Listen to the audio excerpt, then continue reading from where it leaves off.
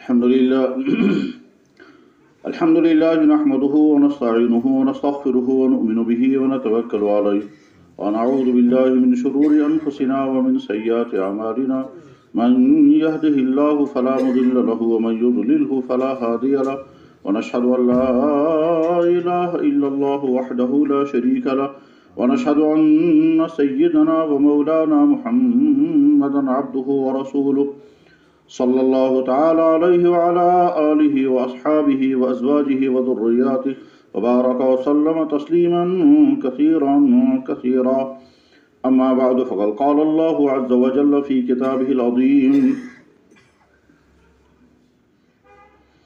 ولتكن منكم أمة يدعون إلى الخير ويأمرون بالمعروف وينهون عن المنكر وقال الله عز وجل كنتم خير أمة أخرجا للناس تأمرون بالمعروف وتنهون عن المنكر وتؤمنون بالله وقال الله عز وجل ومن أحسن قولا ممن دعا إلى الله وعمل صالحا وقال إنني من المسلمين وقال الله عز وجل والذين جاهدوا فينا لنهدينهم سبلنا وإن الله لمع المحسنين صدق الله مولانا العظيم وصدق رسوله النبي الكريم ونحن على ذلك لمن الشاهدين والشاكرين الحمد لله رب العالمين يا رب صل وسلم دائما أبدا على حبيبك خير الخلق كلهم.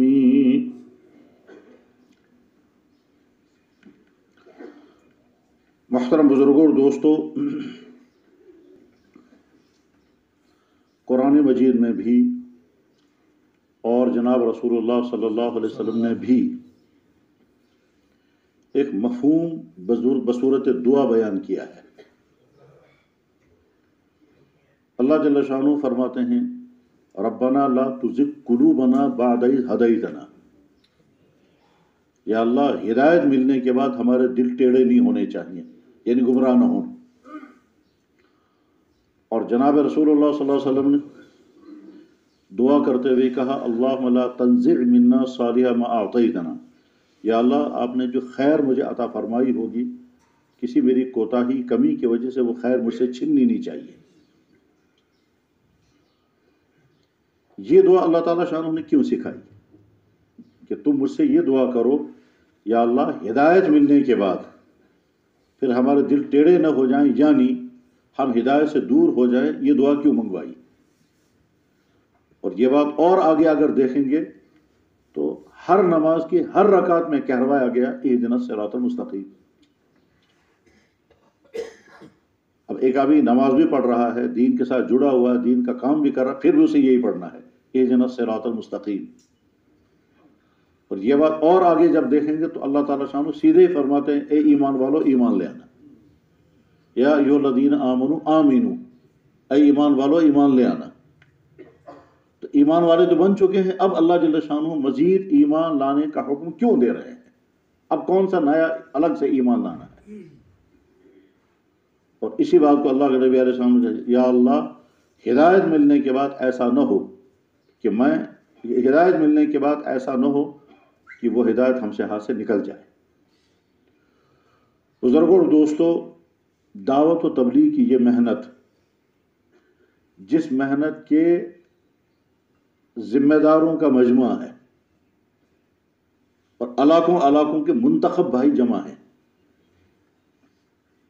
صورتحال یہ ہے کہ دعوت و تبلیغ اس وقت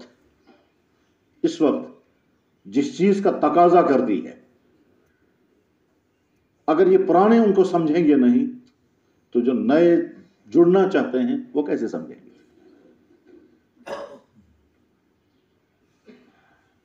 پرانوں کو تو بتانے کی ضرورت نہیں ہے کہ دعوت و تبلیغ کی اہمیت کیا ہے.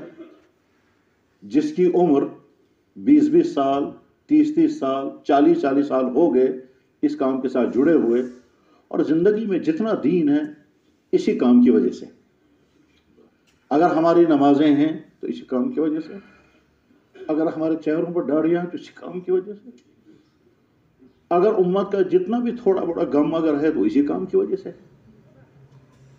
بلکہ سچ پوچھئے کہ امت کی بے دینی کا اگر کہیں کوئی تذکرہ ہے اور امت کی بے دینی کے لیے اگر نکلنے کی بات کہیں ہو رہی ہے تو اسی کام میں ہے. اور اس کام کے اب ذمہ دار کون ہے؟ تو یہی مجموعہ ہے. یعنی اگر غور کیا جائے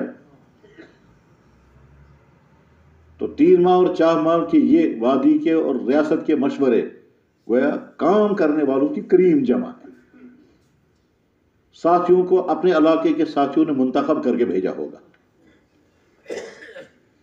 تو اگر ہم خود اپنی اس کام کی کمزوریوں کو، اپنی کوتاہیوں کو، کام کے نہج کو، کام کے انداز مزاج کو اگر نہیں سمجھیں گے اور سمجھنے کے بعد اگر اس کو دور کرنے کی فکر نہیں کریں گے تو اس کا مطلب یہ ہوا کہ لفظوں میں ہم اس کام کے بڑے وفادار ہیں لیکن عملی طور پر ہم اس کام کے دشمن ہیں. ایک وہ شخص ہے جو کام کی دشمنی کے بعد پھر وہ اقدام اٹھاتا ہے، اور ایک وہ شخص ہے جو کام کی ہمدردی کے بعد پھر کرتا ہوا ہے، جس سے کام میں جو جان آنی چاہیے، جو قوت آنی چاہیے، جو مزاج بننا چاہیے، وہ نہیں ہے. سیرت طیبہ کو جب ہم لوگ پڑھتے ہیں یا پڑھاتے ہیں، مطالعہ کرتے ہیں، تو اس میں بے شمار عجیب عجیب چیزیں ہیں اور ہیں، قیامت تک کے لیے. آپ حضرات عموماً فضائل اعمال، حکایت صحابہ میں حضرت کعب بن مالک کا واقعہ پڑھتے اور ہو سکتا ہے سینکڑوں مرتبہ تعلیم کی ہوگی اور سنی ہوگی کہ کعب بن مالک رضی اللہ عنہ کا واقعہ یہ ہے. اور حضرت شیخ نور اللہ مرکزہ نے جس کو نقل فرمایا ہے وہ کسی عام کتاب سے نہیں، سیدھی بخاری سے نقل کیا ہے. سیرت کی کتابوں میں بھی واقعہ موجود ہے، بخاری شریف میں بھی موجود ہے. اس میں بہت بڑا سوال پیدا ہوتا ہے کہ کعب بن مالک اور ان کی 3 ساتھیوں کے نہ جانے کی وجہ سے کوئی نقصان نہیں ہوا، نہ ہو سکتا تھا. اور اس وجہ سے کوئی نقصان نہیں ہو سکتا تھا تو آگے تو وہاں جن کا سامنا کرنا تھا وہ تو تھے ہی نہیں وہاں. وہ تو صرف وہاں سے انہوں نے وارننگیں دی تھی یا اطلاعات آئی تھی. اور اللہ کے نبی علیہ السلام یہاں مدینہ طیبہ سے تشریف لے گئے، صحابہ ساتھ ہیں، کم سے کم 30,000 صحابہ یا اس سے زیادہ تعداد تھی. تو جن کے لیے جانا تو وہ تھے ہی نہیں وہاں. اور 15-20 دن وہاں قیام آپ کا رہا، لیکن اس کے بعد کہیں کوئی نہیں سامنے نہیں آیا. اس طرح سے جو دوسرے سفروں میں مقابلے کرنے پڑتے تھے اس طرح کا مقابلہ اس سفر میں بھی نہیں ہوا. تب کعب بن مالک کے نہ جانے سے نقصان کیا ہوا؟ لیکن اس کے باوجود اللہ تعالیٰ شانہ کی طرف سے اتنا سخت حکم کیوں آیا کہ صاحب ان کا بائیکاٹ کر دیا گیا، ان کے ساتھ سلام و کلام بند کر دیا گیا، ان کی طرف دیکھنا بھی مشکل ہو گیا، یہ بھی کہا بیویوں کو بھی رد کر دو. اتنا سخت حکم کیوں آیا؟ اور حضرات صحابہ کرام نے اس سخت حکم کو کیوں نافذ کیا؟ کوئی ایک صحابی آ کر کہتا ہے یا رسول اللہ یہ تو ہمارا پرانا ساتھی ہے اور ساری زندگی کا ساتھی ہے، کہیں بیچارے پیچھے نہیں ہٹے رہے ہیں، آج اگر بیچارے نہیں آ سکے تو فرق کیا پڑا ان کے نہ آنے سے؟ تو لہذا ان پر سخت حکم نافذ نہیں ہونا چاہیے، اس پر نظر ثانی ہونی چاہیے، اس پر غور ہونا چاہیے. ان کی طرف سے کوئی سفارش کر سکتا تھا، کرنا بھی چاہیے تھا، بظاہر یہی لگتا ہے. لیکن صحابہ اللہ کی طرف سے سخت حکم آیا، اللہ کے نبی علیہ السلام نے سخت حکم کو نافذ کیا، صحابہ کرام نے اس حکم کے فرما بردار پیروی کی. خود کعب بن مالک نے کبھی نہیں کہا کہ جی میرے نہ جانے سے آپ کا نقصان کیا ہوا جس کی وجہ سے اتنا سخت حکم میرے لیے لایا جا رہا ہے. وجہ صرف ایک تھی، تم تو پرانے تھے، تم پیچھے کیوں رہے؟ بس اتنا ہی مسئلہ تھا. تم تو پرانے تھے، تم پیچھے کیوں رہے؟ تم تو اپنے تھے اور تجربہ کار تھے، تم پیچھے کیوں رہے؟ وہ لوگ جو پیچھے رہے ہیں وہ تو ہمارے تھے ہی نہیں. چنانچہ وہ سامنے آ کر کے اللہ کے نبی علیہ السلام کی بارگاہ میں آ کر کے عرض کرتے ہیں یا رسول اللہ مجھے یہ مجبوری تھی، مجھے یہ مجبوری تھی. جب اللہ کی طرف سے اعلان ہوا اے ایمان والو تمہیں بہرحال نکلنا ہے، تم جس حال میں ہو تمہیں اس حال میں نکلنا ہوگا، پیچھے رہنے کی اجازت نہیں ہے. اور مختلف صحابہ نے اپنی مجبوریاں پیش کی، اور صحابہ کے علاوہ کوئی دوسرے لوگ جو نقلی ایمان والے تھے وہ آ کر کہنے لگے حضرت ہم کو تو یہ مجبوریاں ہیں، آپ خود ہی اجازت دے دیں ہمیں ٹھہرنے کی. تو آپ نے ان کو اجازت دے دی، بہت اچھا تم رہے، تم مت چلو ساتھ. وہ پیچھے رہے. اس پر اللہ تعالیٰ شانوں نے اپنے نبی سے فرمایا آپ نے کیوں پیچھے بیٹھنے کی اجازت دی؟ ہم نے جب حکم دیا تھا تو آپ نے کیوں اجازت دی ان کو؟ چلے ہم آپ کو معاف کرتے ہیں، عفا اللہ عنک، ہم نے آپ کو معاف کر دیا، لما اذنت لہم، آپ نے کیوں اجازت دی ان کو رہنے کی؟ ہم نے تو حکم دیا تھا سب کو نکلنا۔ پہلے اللہ فرما رہے انفروا خفافا وثقالا، نکلو ہر حال میں، اور آگے دوسری آیت تیسری آیت میں اللہ فرما رہے ہیں کہ جب ہم نے حکم دیا تھا سخت اور آپ نے ان کو اجازت دی، کچھ کے عذر سچے تھے، کچھ کے عذر جھوٹے تھے، اور آپ نے اجازت دی چلو کوئی حرج نہیں مت نکلو تم، آپ نے کیوں اجازت دی جب ہم نے حکم دیا تھا نکلنے کا؟ اب اس میں خطرہ اس بات کا تھا کہ اللہ کے نبی علیہ السلام کے دل مبارک آزردہ ہوگا، اس پہلے فرمایا ہم نے تو ویسے معاف کر دیا مگر آپ نے اجازت کیوں دی؟ عفا اللہ عنک لما اذنت لہم، تشریف لے گئے، نکلتے ہوئے کچھ سچے ایمان والے چاہتے تھے نکلیں لیکن نکل نہیں پا رہے تھے، تو اس حال میں جب صحابہ روانہ ہوئے تو ان کی آنکھوں سے آنسو گر رہے تھے۔ یہ ان کے آنسو گرنے کا معاملہ اتنا اہم ہے کہ اللہ نے قرآن کریم میں آیت کے طور پر اور قیامت تک اس کو پڑھیں گے۔ اللہ تعالیٰ فرماتے ہیں کہ ہمارا گلہ ان لوگوں سے نہیں ہے جن کے آنکھوں سے آنسو بہ رہے تھے جب آپ روانہ ہو گئے اور وہ تڑپتے تھے، کاش ہمارے پاس بھی موقع ہوتا، کاش ہمارے بھی اسباب ہوتے، ہم بھی نکلتے۔ وَلَا عَلَى الَّذِينَ إِذَا مَا أَتَوْكَ لِتَحْمِلَهُمْ قُلْتَ لَا أَجِدُ مَا أَحْمِلُكُمْ، آپ نے فرمایا بھائی ہے نہیں، جو ضرورتیں تمہاری ہیں میں ضرورت پورا کرنے کے میرے پاس اسباب نہیں ہے، سواریاں چاہیے وہ بھی نہیں ہے، پیسوں کی ضرورت ہے وہ بھی نہیں ہے، راستے میں کھانے پینے کا وہ بھی نہیں ہے۔ قُلْ لَا أَجِدُ مَا أَحْمِلُكُمْ عَلَيْهِ تَوَلَّوْا، وہ غموں کا بوجھ لے کر کے واپس مڑے، وَأَعْيُنُهُمْ، اور ان کی آنکھوں سے آنسو گر رہے تھے، ان کا منظر بھی کھینچا۔ پھر جب اللہ کے نبی علیہ السلام وہاں سے واپس تشریف لا رہے تھے، ٹھیک، تب اللہ تعالیٰ نے ایک ایک طبقے کے بارے میں فرمایا آپ جب واپس آئیں گے کچھ لوگ اپنے آزار پیش کریں گے، آپ ان کا عذر نہیں سننا، قُلْ لَا تَعْتَذِرُوا، کوئی عذر ہم نہیں سنیں گے، کیونکہ تمہارا پیچھے رہنا جو ہے وہ نفسانیت کی بنیاد پر تھا، مجبوریوں کی بنیاد پر نہیں تھا۔ اس کے علاوہ جو باقی تین ہیں وہ جو پیچھے رہ گئے ان کا معاملہ یہ ہے کہ ان کے ساتھ تعلقات ختم کر دو۔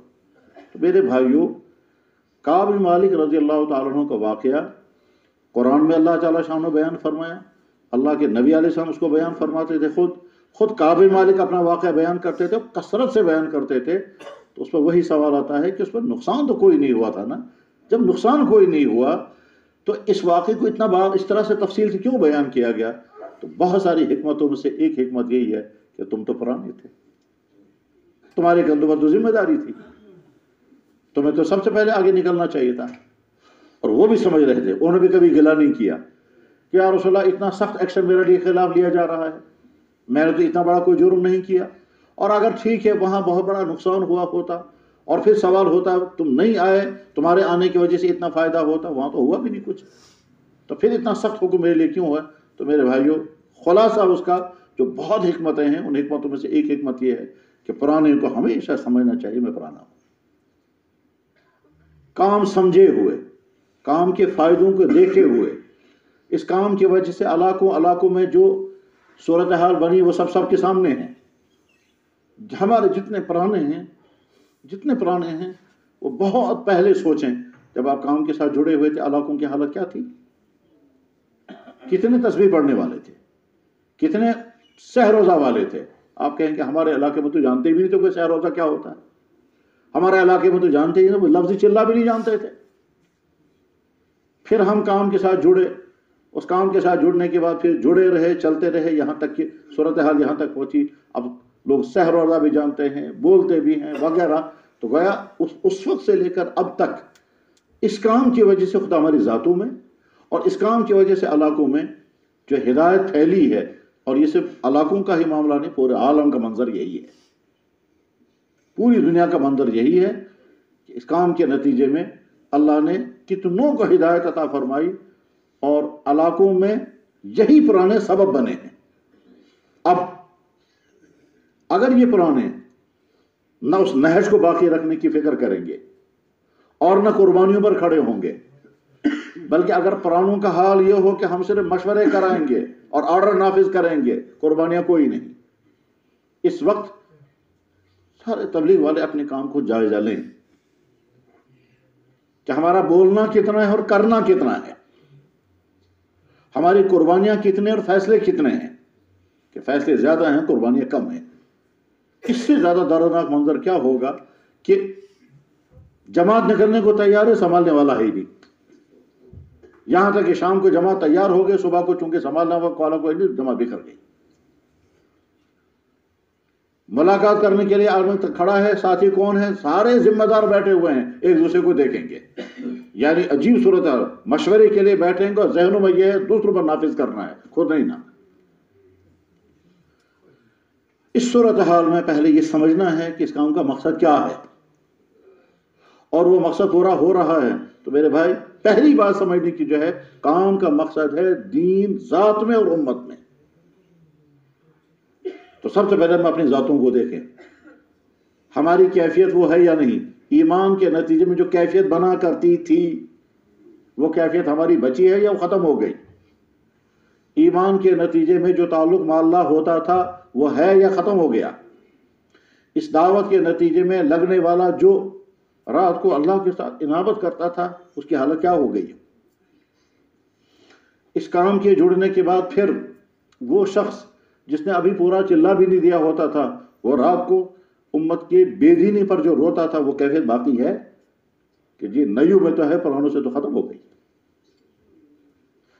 پرانوں کی توجہ صرف اس پر ہے کہ بیانات ہونے چاہیے زبردست اور اجتماع ہونے چاہیے خوب، اور بس بیانات اور اجتماع کے نتیجے ہماری شان ظاہر ہوگی اور نیچے جو کام ہوگا ہم ہے ہی نہیں.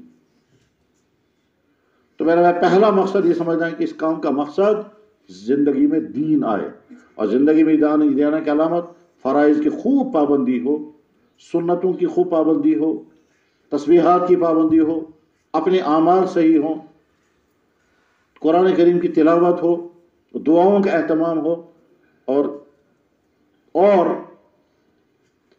6 نمبروں میں اہم ترین حکم تھا اکرام مسلم. اب تو وہ بولنے میں بھی نہیں آتا ہے. اکرام مسلم کا عالم یہاں ہے کہ سب سے زیادہ بے اکرامی اگر آپ آج کے زمانے میں دیکھیں تو کن سے ہو رہی ہے؟ ان سے جو دعوت کے کام کے ساتھ جڑے ہوئے، جن کو زندگیاں ہوگی بولتے بولتے اکرام مسلم. تو زندگیاں ہوگی بولتے بولتے اکرام مسلم، اور اب پتہ چلتا ہے رویے کیا ہے ساتھیوں کے. خود عام بے دین ایمان والے کے متعلق سمجھایا جاتا تھا ہر ایک کا اکرام کرو، چاہے کوئی کتنا ہی بگڑا ہوا ہو، کتنا ہی دور کیوں نہ ہو، اس کا بھی اکرام کرو. تو اب تو ساتھیوں کی بھی اکرامی کرتے ہیں. کام کا پہلا مقصد ہے ذات کے اندر دین. کام کا پہلا مقصد ہے اپنے گھر کے اندر دین. تمام پرانے غور کریں، کتنے گھروں میں گھر کی تعلیم چل رہی ہے؟ تمام پرانے غور کریں، کتنوں کے گھر کے بچے کام کے ساتھ جڑے ہوئے ہیں؟ بہت ساروں کا حال یہ ہے کہ صاحب بزرگ جو ہیں وہ کام والے ہیں، اگلی نسل کے تعلق ہی کام کے ساتھ نہیں، بچے کسی اور ہی دنیا میں ہیں. قرآن کریم میں تو اللہ تعالیٰ شانہ فرماتے ہیں، اللہ کے نبی علیہ السلام وَأَنذِرْ عَشِيرَتَكَ الْأَقْرَبِينَ، آپ اپنے گھر والوں کو پہلے جوڑیں. اور یہی وجہ ہے کہ سب سے پہلے اللہ کے نبی علیہ السلام پر ایمان کس نے قبول کیا؟ گھر کیا. هذا خلیل الکبریٰ نے. تو گھر کی محنت. آپ کی صاحبزادیاں سب سے پہلے ایمان میں داخل ہوئی. حضرت زینب رضی اللہ عنہ کے شوہر جو ہیں وہ ایمان سے محروم ہیں، لیکن زینب ایمان والی ہیں. اس وقت اللہ کے نبی علیہ السلام نے فوراً ان کا ایمان نکاح ختم نہیں کرایا، کیونکہ ابھی حکم بھی نہیں آیا تھا. لیکن بیوی اہل ایمان صاحب ایمان ہے، شوہر جس حال میں اسی حال میں تھے وہ بہت زیادہ شریف. تو میرے بھائی آپ علاقے کے ذمہ دار ہیں، واپس جا کر کے کام کے مزاج کو پیدا کرنے کی کوشش ہونی چاہیے. وہ کام کا مزاج کیا ہے؟ بھائی خود ہمارے اندر پہلے ایمان آنا چاہیے، خود ہمارا اللہ کے ساتھ تعلق مضبوط ہونا چاہیے، خود ہمیں آخرت کی فکر جیسی ہونی چاہیے، خود ہم جن بے عمالیوں کے اندر ہیں وہ بے عمالیاں ختم ہونی چاہیے. ان بے عمالیوں میں ہے زبان کی بے احتیاطیاں، مالی بے احتیاطیاں. جناب کتنے ہی پرانے ساتھیوں کا معاملہ یہاں تک سنا گیا، یہاں تک دیکھا گیا کہ جناب پرانے ساتھی نئے ساتھیوں کے ساتھ مالی معاملہ ٹھیک نہیں رکھتے، اور اس کی وجہ سے نئے ساتھی پرانے ساتھیوں سے کٹ جاتے ہیں، کہتے ہیں یہاں تو کچھ اور ہی معاملہ ہے. یہاں تک صورتحال سامنے آ جائے کہ پرانے ساتھی ذریعہ بناتے ہیں تبلیغ کے کام کو لوگوں سے مال کھینچنے کا. وہ ہم بظاہر تبلیغ والے ہیں اور اندر سے اس کو ذبح کر رہے ہیں کہ صاحب پرانا ہونے کا فائدہ کیا اٹھانا ہے؟ نئیوں پر اپنی امارت چلانی ہے، نئیوں پر اپنی عظمت قائم کرنی ہے، اور نئیوں کا استحصال کرنا ہے، اور لیکن دین کے عنوان پر، بزرگ بن کر کے اور تزکیے کے عنوان پر ہم کام تمہیں سکھائیں گے، کام جوڑیں گے اور مشورہ نافذ کرنے گا، اور نئے جب آتے ہیں نئے جذبوں کے ساتھ آتے ہیں تو وہ قربانیاں بھی دیں گے۔ جناب ہدیہ لینے اور دینے کا سلسلہ بھی، تو میرے بھائی واپس جا کر کے پہلے اپنا جائزہ بھی لینا ہے اور اپنے پرانے ساتھیوں کو کام کا مزاج جا کے سمجھانا ہے، اور وہ کام کا مزاج الگ سے کوئی نئی چیز نہیں ہے کہ آج تک ہمیں معلوم نہیں تھا کام کا مزاج کیا ہے، تمام پرانے کام کے مزاج کو جانتے ہیں، الگ سے نئی بات سمجھانے کی نہ ضرورت ہے نہ حاجت ہے۔ جنہوں نے علاقوں میں کام کھڑا کیا ان کو کیا بتائیں کہ کام کی عظمت کیا کیا؟ ایک تو کام کے ذریعے سے خدا ہماری زندگی کے اندر دین آنا چاہیے، اس دین میں عبادات بھی ہیں اور اخلاق بھی ہیں، معاملات بھی ہیں، رویے بھی اپنے ہیں۔ کوئی بھائی اگر دور ہے یا کسی اور نہج کا ہے، ہمارا رویہ اس کے ساتھ بھی اخلاق اور اکرام کا ہونا چاہیے، اخلاق اور اکرام کا رویہ وہاں بھی ہونا چاہیے،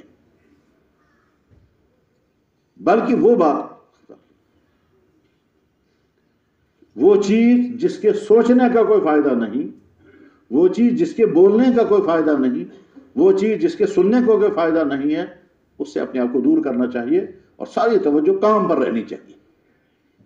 کاش ہماری مجلسیں، کاش ہمارے مذاکرے، یا کاش ہماری نجی سوچیں اس سے دور ہو جائیں جس میں صرف انرجی ضائع ہو رہی ہے، سوچنا، بولنا، غیبتیں، مخالفتیں، طعن و تشنی، اور وہ ایسے ہیں وہ ایسے ہیں، ہمیں یوں کرنا چاہیے، وہاں جگہ یہ ہوا، یہ سارا ہمارے اس کام سے باہر ہو جانا چاہیے۔ صرف کام اور کام، لیکن اس کام کا مقصود بھی ایسا نہیں ہے کہ صاحب کام کرنا اور شریعت کے حدود توڑ کر کے کام کرنا ہے، نہیں، شریعت کے ضابطوں کے مطابق کام ہونا چاہیے، اس سے باہر نہیں۔ تو میرے بھائی ہم تمام پہلے یہ طے کر لیں کہ ہماری زندگی میں جو دین آنا چاہیے اس کام کے ذریعے سے، اور کام کا مقصد دین آنا، وہ ہماری زندگی میں ہے بھی یا نہیں۔ عبادات کے اعتبار سے بھی دیکھیں، مطلب وہ کیسا پرانا ساتھی ہے جس کو 40 سال ہو گئے لگے ہوئے ہیں اور ابھی تک اس کو تلاوت بھی قابو میں نہیں ہے، ابھی اس کی تسبیحات بھی نہیں ہے، وہ رات کو اٹھ کر کے وہ جو شروع میں رونے کی کیفیت تھی اب وہ ختم ہو گئی ہے، وہ کس چیز نے وہ روح نکال دی، وہ جو درد پہلے تھا وہ درد ختم ہو گیا، وہ جو ساتھی نئے نئے جب جڑتے تھے تو آپ اس میں کیسی محبتیں ہوتی تھی، اب وہ محبتیں ختم ہو کر دلوں میں پھٹن کیوں آ گئی؟ انتہائی غم کی بات ہے یہ کہ پرانے 40 سالہ ساتھیوں میں دوریاں ہوں، نفرتیں ہوں، ایک دوسرے سے عناد ہو، مشورے میں دلوں کے اندر دوسرے سے دوری رکھ کر کے پھر بیٹھے ہوں۔ اگر یہ ماحول دعوت و تبلیغ کے پرانے ساتھیوں میں اگر یہ ماحول ہوگا تو اس کے بعد پھر آپ سوچیں کام کا کیا بنے گا۔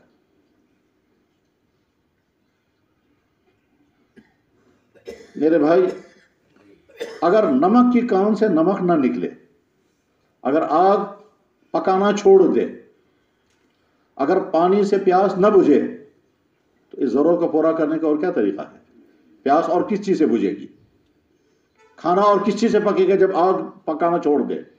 تو جب کام کے پرانے جن کے کندھوں پر کام ہے، جب ان کا ہی معاملہ بگڑا ہوا ہو تو پھر کام اور کون سمجھائے گا اور کون آگے چلائے گا؟ مطلب جب ایک آدمی کہتا جی فلاں دن وہ جماعت تیار ہوئی تھی کالج کے لڑکوں کی اور وہ بیچارے بگڑے ہوئے تھے اور وہ سدھرنا چاہتے تھے لیکن سنبھالنے والا ہی نہیں ہے کوئی۔ اچھا پرانے مشورے میں بیٹھیں گے، کام کے جب کام سنبھالنے والا کون ہے؟ تو ہر ایک کے ذہن میں یہ ہے دوسرا میں نہیں، دوسرا میں نہیں، یہاں تک کہ وہ پرانے کہ جن کو کئی سال ہو گئے وہ ان کے 3 دن بھی نہیں لگتے، تو ہم کیسے دوسروں کو کہتے ہیں نکلو 3 دن کے یہ فائدے ہیں؟ وہ پرانے ساتھی جن کا وہ چلائی بول گیا، وہ تو بول زبان کی حد تک ہے اور عملاً اب ہے ہی نہیں، وہ پرانے کیسے دوسروں کو دعوت دیں گے؟ لما تقولون ما لا تفعلون، تم بولتے بہت کچھ ہو لیکن خود تو نہیں کر رہے۔ میرے بھائی صرف بیانات، صرف بڑے بڑے اجتماعات، صرف گیدرنگیں ہوں اور پھر فلانا عالم آ کر کے بیان کرے، فلاں آدمی آ کے بیان کرے، بس اسی کا ہم نے کام کی انتہا سمجھ لیا ہے۔ یہ کام کے اصل مزاج کام کا یہ نہیں ہے۔ حضرت مولانا الیاس صاحب نور اللہ مرکزہ، وہ تو بیان مفصل بیان کر بھی نہیں پاتے تھے کیونکہ ان کی زبان میں لکنت تھی، وہ کام، لیکن کام کی ساری بنیاد انہی کے ساتھ تھی۔ اس لیے علاقوں میں جا کر کے کام کو کھڑا کرنے کا مزاج لے کر کے جائیں، اور اس میں سب سے پہلے پرانے اپنا سدھار کریں، پرانے اپنی ترتیبیں قائم کریں، اور بار بار کہیں یا اللہ اگر آپ نے یہ بہت بڑا خیر اس دنیا کا ہمیں عطا فرمایا ہے تو کسی ہماری سستی اور ناقدری کی وجہ سے یہ خیر ہم سے چھننا نہیں چاہیے۔ اور خیر چھننے کی دو شکلیں ہیں، ایک شکل تو یہ ہوتی ہے کہ انسان کام سے کٹ گیا اور وہ جڑتا ہی نہیں ہے، یہ تو سامنے کا ہے، لیکن ایک خیر کی سننے کی ایک شکل اور ہوتی ہے، آدمی سمجھتا ہے میں کام کے ساتھ ہوں لیکن کام سے کٹا ہوا ہوتا ہے۔ وہ سمجھتا کس حد تک ہے؟ جناب ہفتہ واری اجتماع بھی آ گیا، بیانات بھی سنے، اس کے بعد مشوروں میں بھی بیٹھے، جماعت ہوئی، تیار ہوئی تو جماعت نہ کر کے یہ واپس اپنے گھر چلا گیا، بس اس کا اس حد تک کام کے ساتھ جڑا ہوا ہے۔ اب یہ مطمئن ہے کہ ہم تو کام کے ساتھ ہیں، لیکن عملاً اس کی حالت یہ ہے کہ وہ کام کے ساتھ آئے نہیں۔ وہ یہ اس طرح تو اس ساتھی کو آنا ہوتا تھا کہ جو ساتھی ابھی جڑا ہی نہیں کام کے ساتھ، ان کو ہم ترغیب دیتے تھے، بھائی دیکھو جو تمہارے علاقے کا مرکز ہے وہاں جڑا کرو۔ ہم کہتے ہیں مثلا بانڈی پور میں مسجد نور جایا کرو، ان نئیوں کو کہتے ہیں اگر تم ابھی کام کے ساتھ نہیں تو شب گزاری کے دن عصر کے بعد پہنچو، عشاء کے بعد واپس نکلو، اتنے میں تمہارا مزاج بننے لگے گا، تم کام کے ساتھ جڑنا۔ لیکن پرانوں نے اسی کو مزاج بنا لیا، کیا صاحب جس دن شب گزاری ہوگی ہم پہنچیں گے افسرانہ انداز میں، نئیوں پر یہ حاکم بن کر کے، ٹھیک، اور اکرام ہمارے کرنے چاہے نئے ساتھی، اس کے بعد ہم آئیں گے، اس کے بعد مشوروں میں بیٹھیں گے، دوسروں کے لیے قانون نافذ کریں گے، اور اس کے بعد پھر مشورے دیں گے یہاں یہ ہونا چاہیے، اور اس کے بعد اس مشوروں کو عملانے کے لیے کون ہے تو بس سب پیچھے ہٹیں گے، ایک دوسرے کو دیکھیں گے کوئی نکلنے کو تیار ہے یا نہیں، کوئی وقت دینے کو تیار نہیں، مشورہ کریں گے، صبح کو ملاقاتیں، ٹھیک ہے، تیار نہیں ہوں گے پرانے، پھر زبردستی لکھیں گے اس کا نام بھی لکھو، اس کا نام بھی لکھو، اس کا نام بھی لکھو، وہاں رواداری میں گردن نیچے رکھیں گے، نام کاغذ پر رہ گئے، کا نام کاغذ اگلے دن کوئی ہے ہی۔ ترتیبیں بن رہی ہے صاحب، علاقے میں اتنی مسجدیں ہیں، اتنے علماء فعال ہیں، اتنے یہ ہیں، بس وقت لسٹوں کی لسٹیں بنتی جا رہی ہو، کام ہے۔ اب بہت سارا کام صرف لکھنے پڑھنے کا ہے، جو عملاً تھا وہ ہی نہیں۔ میرے بھائیو اپنا جائزہ لیں اور اپنے کام کے ساتھ وفاداری کو دیکھیں، اور اگر یہ قرآنوں کی روش درست نہ ہوئی اور اگر حالات صحیح نہیں ہوئے تو اللہ حفاظت فرمائے، ایسا ہو سکتا ہے کہ کام چھن جائے اور کسی اور کے حوالے ہو جائے۔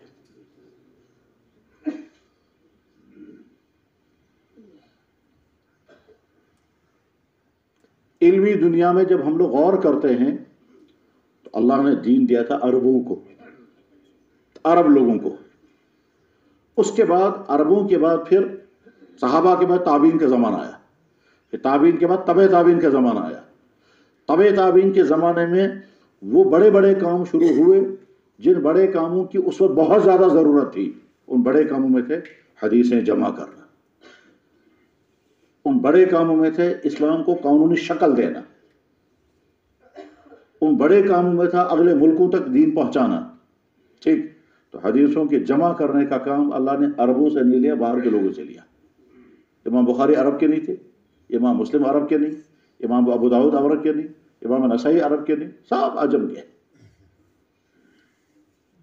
اسی طرح سے جو بڑے بڑے امام گزرے، ٹھیک، امام اوزاعی ملک شام کے، امام ابو حنیفہ ملک عراق کے، عبداللہ المبارک مرو افغانستان کے یا ایران کے، اگلے لوگوں سے کام لیا تو اللہ تعالیٰ شانو کام لے کر کے ان کے حوالے کر دیتے ہیں، افراد ان کا وہاں سے کھڑے ہو جاتے ہیں۔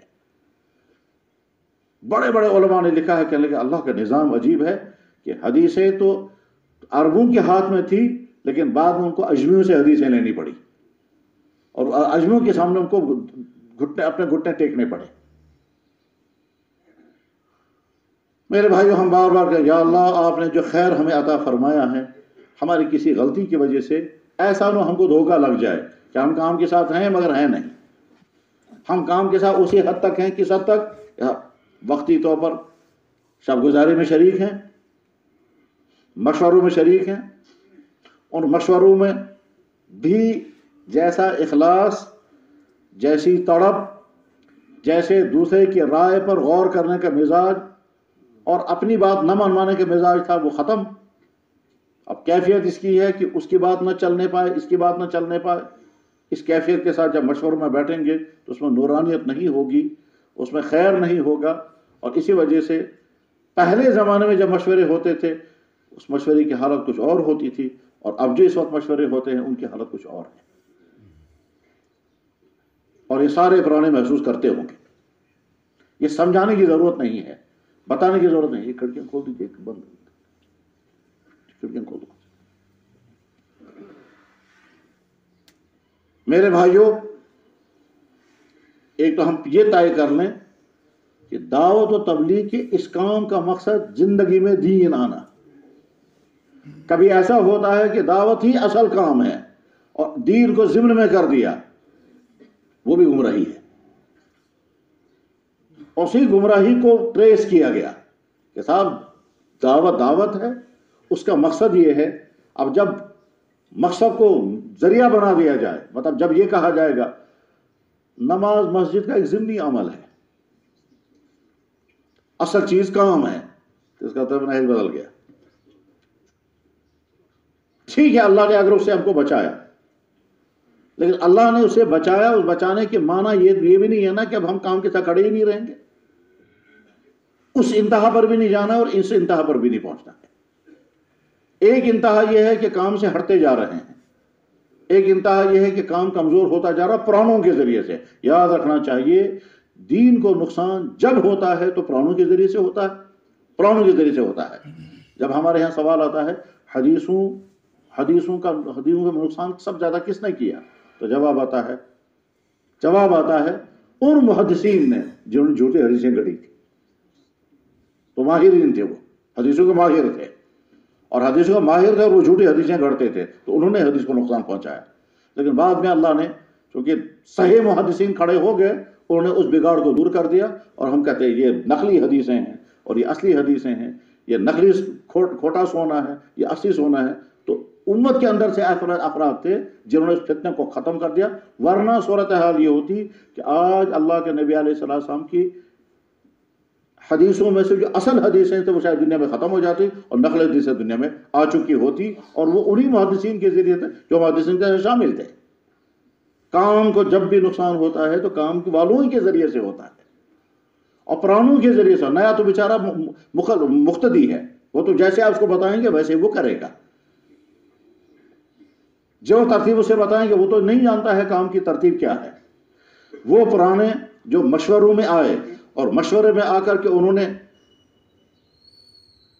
تقاضے بھی رکھے، عزائم بھی کیے، تقاضے بھی رکھے، عزائم بھی کیے، اور یہاں سے تقاضوں کے مطابق فیصلے بھی لے کر کے گئے اور عزم لے کر مقام پر جا کر کے کچھ نہیں کیا.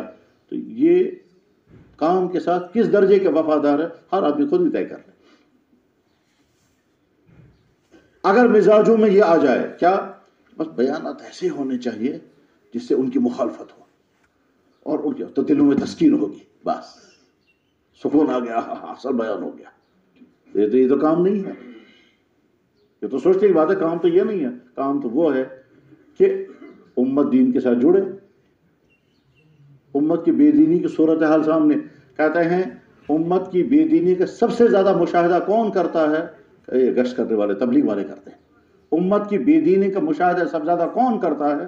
کہ گشت کرنے والے کرتے ہیں، کیونکہ وہ امت کے ہر طبقے تک پہنچتے ہیں. لیکن پرانوں کے متعلق یہ بھی سنا گیا کہ صاحب ایک سال ہو گیا گشت میں نکلے ہی نہیں ہے. تو بغیر تو کام کے ذمہ دار ہیں مگر گشت میں نکلے ہی نہیں. اور ادھر سے امت کا جو حال ہے وہ سب کے سامنے ہے، کس طرح سے بے دینی کا سیلاب ہے، اور وہ ہر قسم کی بے دینی کا سیلاب ہے، ہر قسم کی بے دینی کا سیلاب. میرے بھائیوں، اب تو ایسے واقعات بھی سامنے آ رہے ہیں، ایسے واقعات بھی سامنے آ رہے ہیں جس کو سننا بھی مشکل ہے، اس کو بولنا بھی مشکل ہے۔ اسی بارہ مولہ کے ایک عالم ہے، اسی بارہ مولہ کے، اسی ہفتے میں اس نے واقعہ سنایا، آدھا سنا کر وہ رونے لگا، اور جب وہ 10 منٹ ہو گئے روتے روتے اسے، تو میں نے کہا اچھا کاٹ دو فون، بعد میں سنانا آپ، اب تک اس کی بات نہیں ہو سکی، پھر ارادہ واپس آ کر اس کو فون کروں گا۔ اسی بارہ مولہ کا عالم واقعہ سنا رہا ہے، واقعہ سناتے سناتے وہ خود رونے لگا، 10 منٹ تو روتا رہا، بات پوری کر نہیں سکا، میں نے سے بات کاٹی، اور بارہ کاٹنے کے بعد میں نے کہا بعد میں فون کریں گے، اب بعد میں سنوں گا۔ کیا سنا رہا تھا وہ؟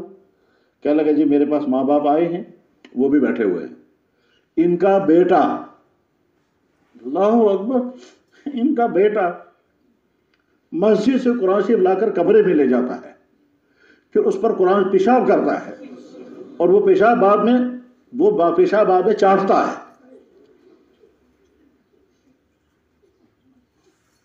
یہاں یہ واقعہ، اور بیان کرنے والا بارہ مولہ کا عالم، وہ کہاں پہنچی، اور اسی ہفتے کا واقعہ۔ میرے بھائی امت کی بے دینی کا علاج کس کے پاس ہے؟ صرف جمعوں کے بیانات جو ہمارے امام کرتے ہیں وہ اس کا حل تو نہیں ہے۔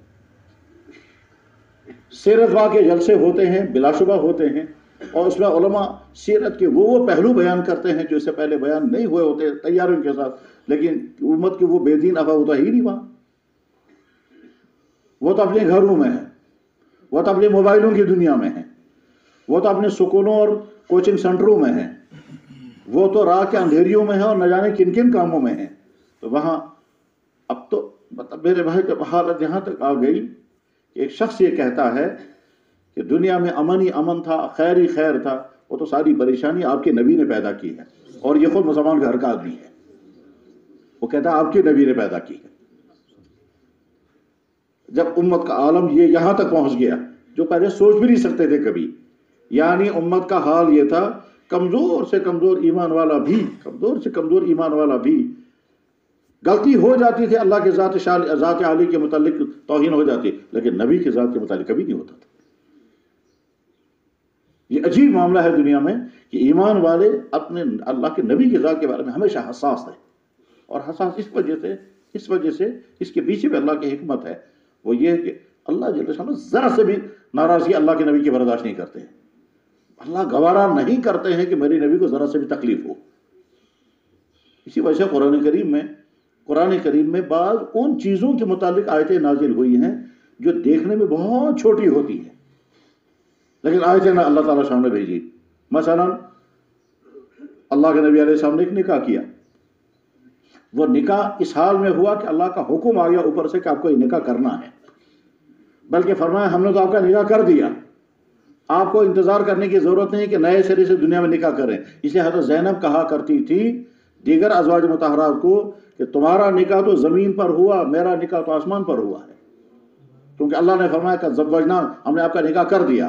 اب جب جناب رسول اللہ صلی اللہ علیہ وسلم کا وہ نکاح اس حیرت انگیز انداز میں ہوا اور اللہ کا منشا تھا، حکم تھا، ہم نے نکاح کر دیا، تو آپ علیہ السلام نے دعوت کا انتظام فرمایا، اور حسن اتفاق اس وقت دعوت کے انتظامات ہو پائے، اس لیے صحابہ بڑے فخر کے ساتھ کہتے ہیں اکلنا لحمن و خبزہ، اس دن ہم نے اللہ کے نبی علیہ السلام کے گھر میں گوشت بھی کھایا، روٹیاں بھی کھائی۔ بخاری شریف میں اسی تک الفاظ ہیں، اکلنا لحمن و خبزہ، ہم حضور کے گھر میں حاضر ہوئے تو دعوت تھی، تو ہم نے کھانا، گوشت بھی تھا اور روٹیاں بھی تھی۔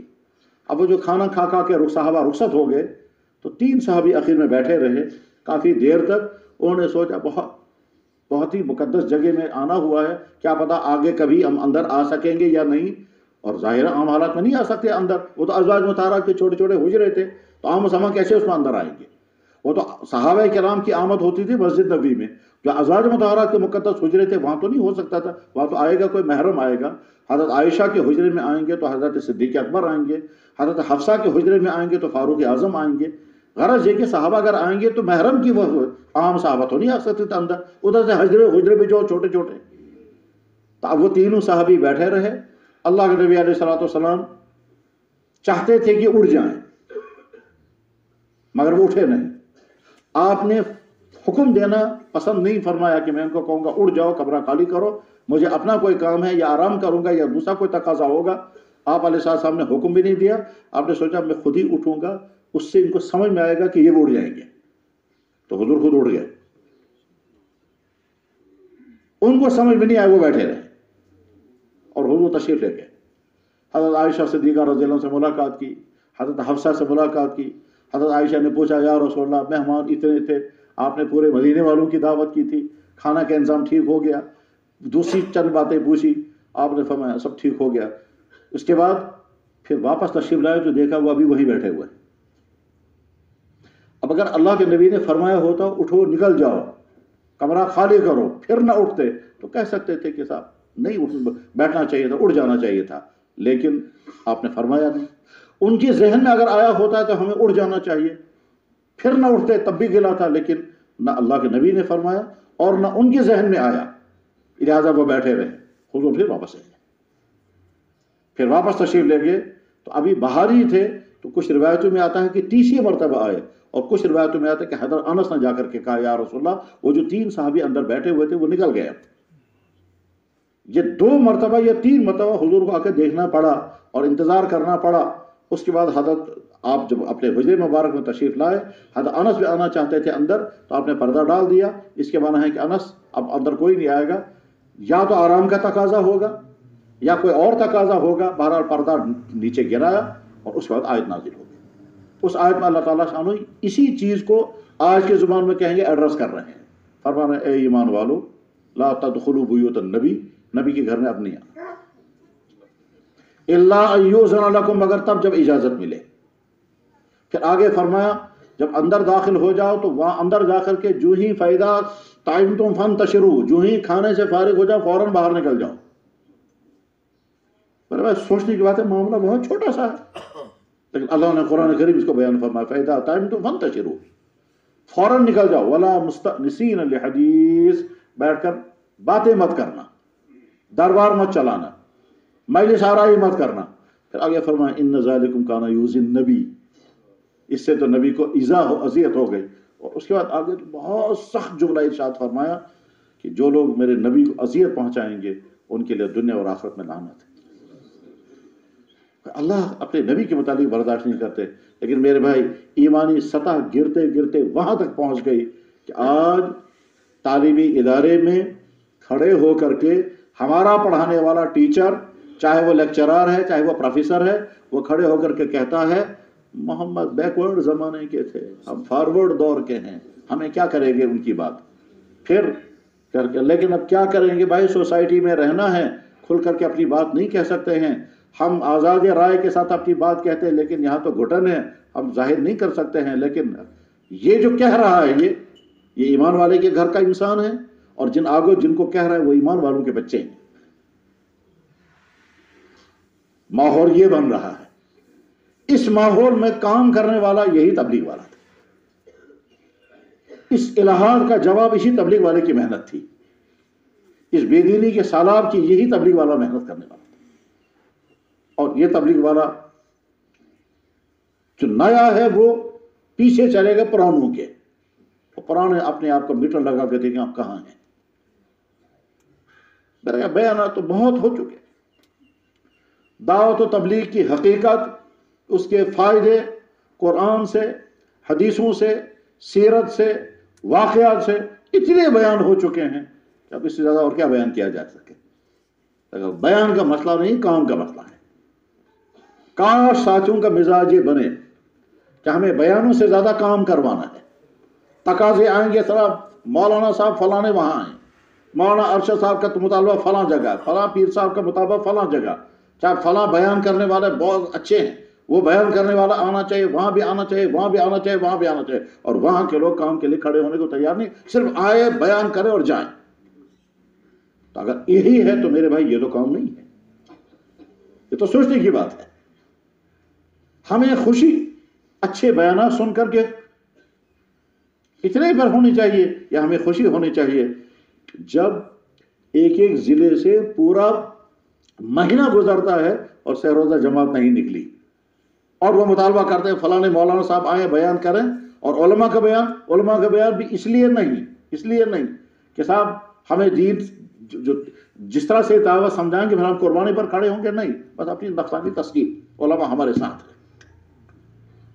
ساتھ ہے، بیانات ہمارے ساتھ ہو رہے ہیں، بس اتنا ساتھ اور تسکین ہے دلوں میں، اور بات عملی بات سے کتنی کمزوریاں ہیں ہم سب کے سامنے۔ میرے بھائیو، جائزہ لیں کہ کام کی سطح کہاں ہے، نئیوں کو جوڑنے کے مزاج کتنا ہے، ساتھیوں کو اپنے سے قریب کرنے کے مزاج کتنا ہے، خود ہمارا آپس کا ماحول کیسا ہے۔ وہ جو ہم اکرام مسلم بولا کرتے تھے، اب تو وہ بولنا بھی ختم ہو گیا، اب تو وہ 6 نمبر ہے ہی نہیں۔ میرے بھائی، یہ بھی غلط ہے کہ کہا گیا کہ 6 نمبر ہی پورا دین ہے، اور یہ بھی غلط ہے کہ 6 نمبر کو بولنے کی حد تک کہ عملاً کچھ بھی نہیں۔ ایمان بول کر کے جو ایمان کی کیفیت آنی چاہیے وہ ہے ہی نہیں، تو ایمان پر صرف تقریر ہوگی۔ علم و ذکر بولتے بولتے عمریں ہو گئی، لیکن نہ علم ہے نہ ذکر ہے۔ اخلاص بولتے بولتے عمریں ہو گئی، لیکن دیکھتے ہیں تو اخلاص ہے کہاں، میٹر لگا کے دیکھے تو ہے ہی نہیں۔ اکرام مسلم بولتے بولتے کتنا زمانہ ہو گیا، لیکن اکرام کی حالت یہ ہے کہ پرانے ساتھی جو 40 سال کے ہیں، ان کے دلوں میں ایک دوسرے کی پھٹن، ایک دوسرے کا عناد، ایک دوسرے کی نفرت ہے، بلکہ یہاں تک پایا گیا مشورہ وہ کرے گا میں جاؤں گا نہیں آج، کیونکہ مجھے اس سے برابردی نہیں ہے۔ اب اگر مسئلہ فلاں کرے گا تو پھر میں جاؤں گا، کیونکہ اس کے ساتھ میرا جوڑ کھاتا ہے۔ تو پرانے ساتھیوں میں جب پھٹن ہے دلوں میں، تو نئے ساتھیوں کے مزاج کیسے بنے گا؟ وہ تو قرآن نے کہا تھا ایمان والوں کا مزاج یہ ہے رحماء بینہم۔ مجھے خود یاد ہے حضرت مولانا عمر صاحب رحمہ اللہ تعالی فجر کے بیان کے بعد آپ نے فجر کے بیان کے بعد فرمایا رحماء بینہم، اگر ان پرانے تبلیغ والوں میں پرانوں کا جوڑ تھا، اگر ان پرانے تبلیغ والوں میں نہیں ہے تو اور کس میں ہم ڈھونڈیں گے؟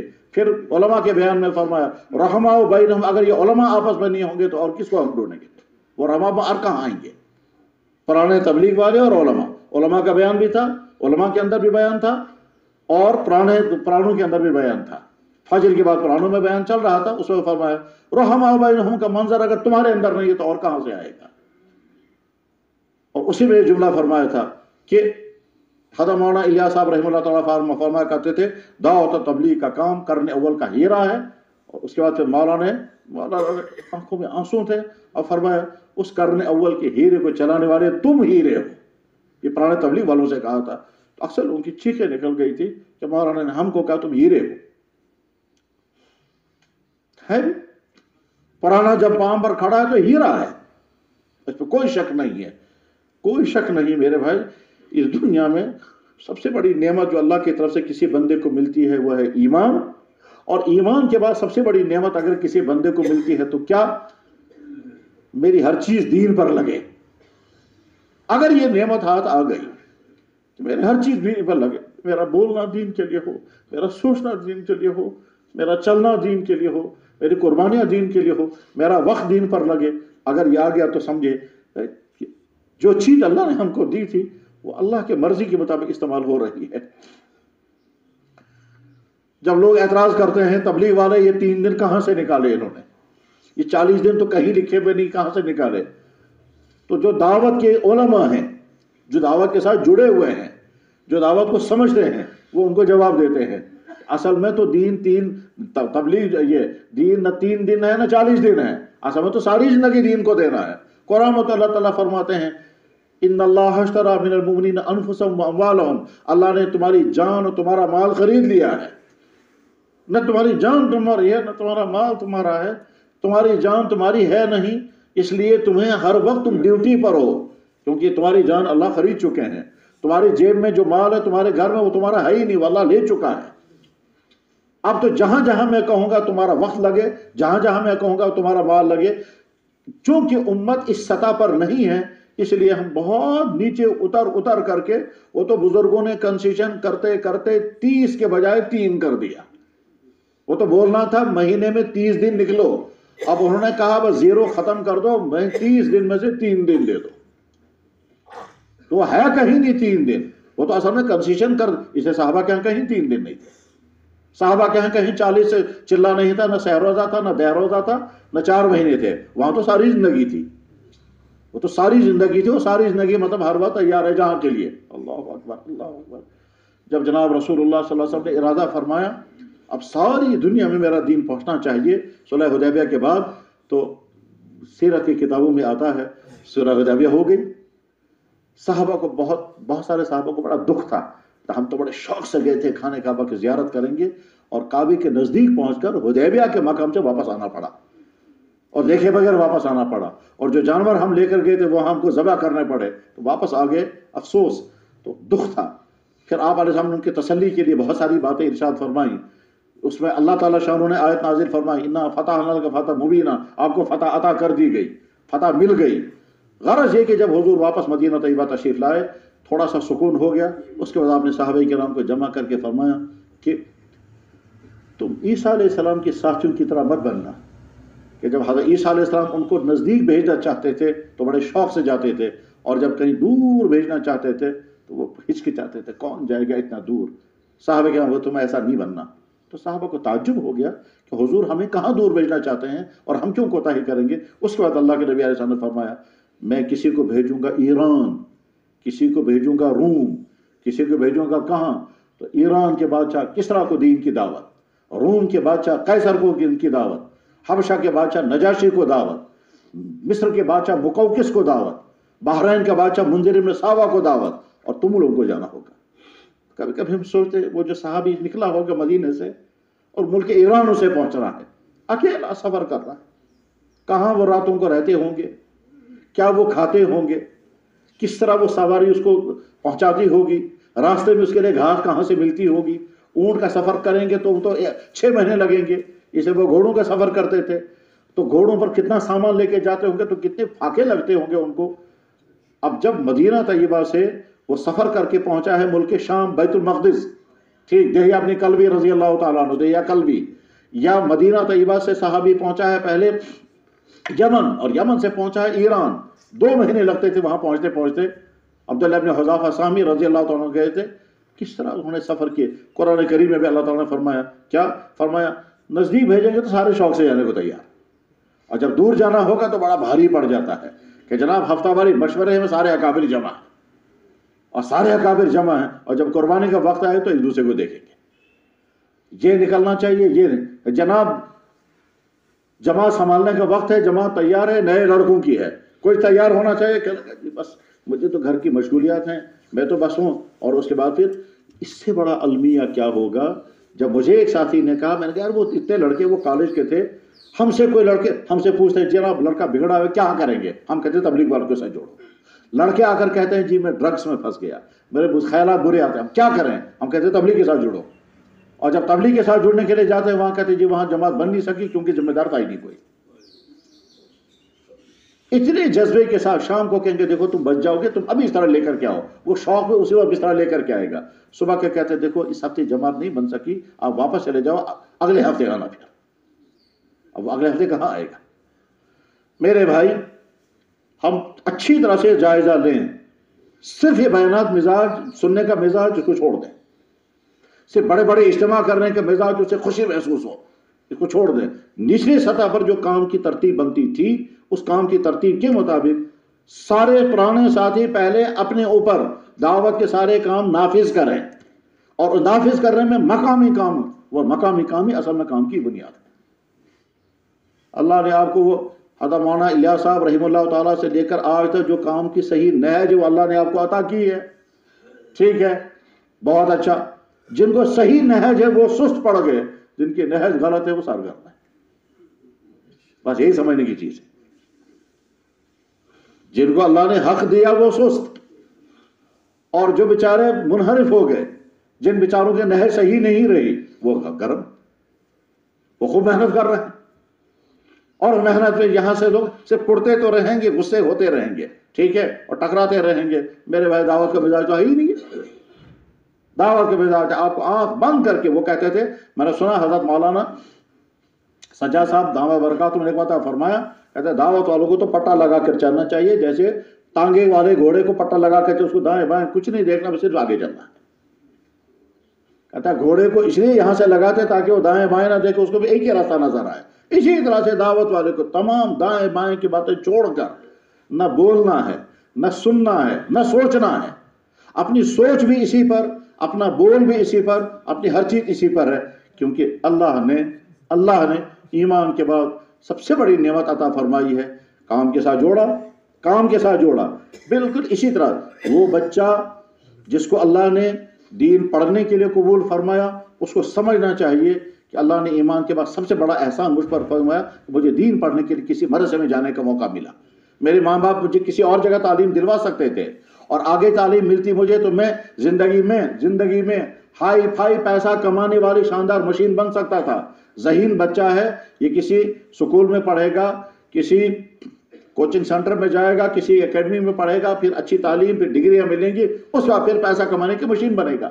اور پیسہ کمانے کی مشین بنے گا، چاہے وہ بزنس کر کے، چاہے جاب کر کے، چاہے کس ادارے کا جاب ملے گا، چاہے یہاں چاہے باہر، اور پیسہ کمانے کی شاندار مشین بن گئی. اب وہ لاکھوں کما رہا ہے، خوش ہے، زندگی کامیاب ہے. اس ماحول میں جس بچے کو دین پڑھنے کے لیے اللہ نے قبول فرمایا، سب سے بڑا احسان اس پر ہوا. اور جو حضرات بالغ ہیں، یہ جو بالغ لوگ ہیں، اللہ نے دولت دی، پیسہ دیا، گھر دیے، صلاحیتیں دی، یہ کہیں نہ کہیں تو لگنی ہے. جیب میں پیسہ کہیں نہ کہیں خرچ ہونا ہے، بولنے کے لیے زبان ہے، کچھ نہ کچھ تو بولنا ہے. میرے بھائی، ہم دیکھتے ہیں یا اللہ، ہر کام کے لیے لوگ جمع ہوتے ہیں. شادیوں میں لوگ جمع ہوتے ہیں، میرج ہالوں میں بھی لوگ جمع ہوتے ہیں، گناہ کے کاموں کے لیے لوگ جمع ہوتے ہیں. آپ کے دین کے لیے جمع ہونے والے یہی تبلیغ والے ہیں. اور یقیناً اس میں کیا شک ہے کہ دین کے لیے جمع ہونا یہی تبلیغ ہے. امت میں دین زندہ ہو جائے، اس غرض کے لیے جمع ہونا ہے، اس غرض کے لیے سفر کر کے آنا ہے، اس غرض کے لیے سفر کر کے آنا، اور یہاں سے پھر سفر کر کے جانا ہے. پھر کسی امت میں دین کس طرح زندہ ہو جائے، اس کے لیے صرف یہی دعوت و تبلیغ والے ہیں، اور کوئی آگ نہیں. سارے طبقے اپنی دنیا بنانے میں لگے ہوئے. امت کے طبقات جو بھی ہیں، ڈاکٹروں کی دنیا، انجینئروں کی دنیا، افسروں کی دنیا، ملازموں کی دنیا، تاجروں کی دنیا، یہ سب دنیا کمانے میں لگے ہوئے ہیں. اور اس میں اگر کسی کے اندر دینداری ہے تو تھوڑی سی فکر کرتا ہے کہ بے دینی کے ذریعے پیسہ نہ آئے، اور اگر دینداری نہیں ہے تو سب کی دوڑ یہ ہے جتنا ہو پیسہ زیادہ سے زیادہ آئے، حلال آئے یا حرام آئے. اور اس کے بعد پھر کیا کرنا ہے، وہ پیسہ آئے، حلال آئے یا حرام آئے، اس کے بعد پھر پیسہ عیاشوں میں لگے. تو آنے کے ذرائع بھی غلط اور خرچ کرنے کے ذرائع بھی غلط. یہ امت کا نقشہ، امت کی اکثریت اس میں اس وقت. اس ایسے ماحول میں اگر اللہ نے مجھے دین کے ساتھ جوڑا، اب میرا خرچ دین پر ہو رہا ہے، میرا سوچنا دین کے لیے ہے، میرا بولنا دین کے لیے ہے، میری پلاننگ دین کے لیے ہے، میں رات کو مشوروں میں بیٹھتا ہوں تو دین کے لیے ہے. اس کو سمجھنا چاہیے اللہ نے بہت بڑا احسان مجھ پر کیا. ایسا نہ ہو کسی ناقدری کی وجہ سے یہ ہاتھ سے چھن جائے. اور ہاتھ سے چھننے کے میں نے عرض کیا دو صورتیں ہیں. ایک صورت یہ آدمی سمجھتا ہے ہم تبلیغ والے ہیں اور آئی نہیں، کیسے پتا چلے گا؟ سارے پرانے مثال بیان کرتے ہیں. اگر گاڑی یہ سمجھے گی کہ میں گاڑی ہوں، حالانکہ اس کو پھینکا گیا ہے ڈسٹ بین کے علاقے میں، ٹھیک، وہ سمجھ جائے کہ میں اب ریٹائر ہو چکے ہوں، میں گاڑی نہیں ہوں، مگر وہ سمجھ لے میں گاڑی ہوں. ایسے ہی ہمارا پرانا یہ نہ سمجھے کہ ہم تو تبلیغ کے ساتھ ہیں اور آئی نہیں. کیوں ہے نہیں؟ نہ گھر میں تعلیم، نہ ذات کے اعمال، نہ تلاوت، نہ تسبیحات، نہ دعائیں، ٹھیک ہے، نہ سحر روزہ، نہ چلہ، نہ گشت، نہ ملاقاتیں. بس ہمارا کام اتنا ہے، مشوروں میں آئے، بیٹھے، سنا، پھر فیصلے سنائے، رائیں دی، اور صبح کو کال کر تو واپس. بس اگر پرانے اسی کو کام سمجھتے ہیں، میرے بھائی اچھی طرح سے سن لیں، یہ کام نہیں ہے. جسے کام کو بس عنوان ہے صرف کام کا، ہم دعوت کے ساتھ ہیں، آگے کچھ نہیں. وہ ہمارا ساتھی جو بڑھاپے میں ہے، ٹھیک ہے، گھر کا اب کوئی تقاضا اسے نہیں ہے، اس کے باوجود وہ کہتا ہے گھر کے تقاضے ہیں. یہ اپنے آپ کو دھوکہ نہیں دیتا؟ اور اللہ تعالیٰ شان دیکھتے ہیں کیا بولیں گے یہ صحابہ کی قربانیاں، اور یقیناً اور عملی حالت ان کی یہ ہے کہ قربانی کے وقت رکاوٹ کوئی نہیں ہے، اور جھوٹ بولیں گے کہ گھر کے تقاضے میں نہیں نکل سکتا. اس وقت پھر کیا ہوتا ہے، آگے اگر تم نکلنا بھی چاہو گے تو میں نکلنے نہیں دوں.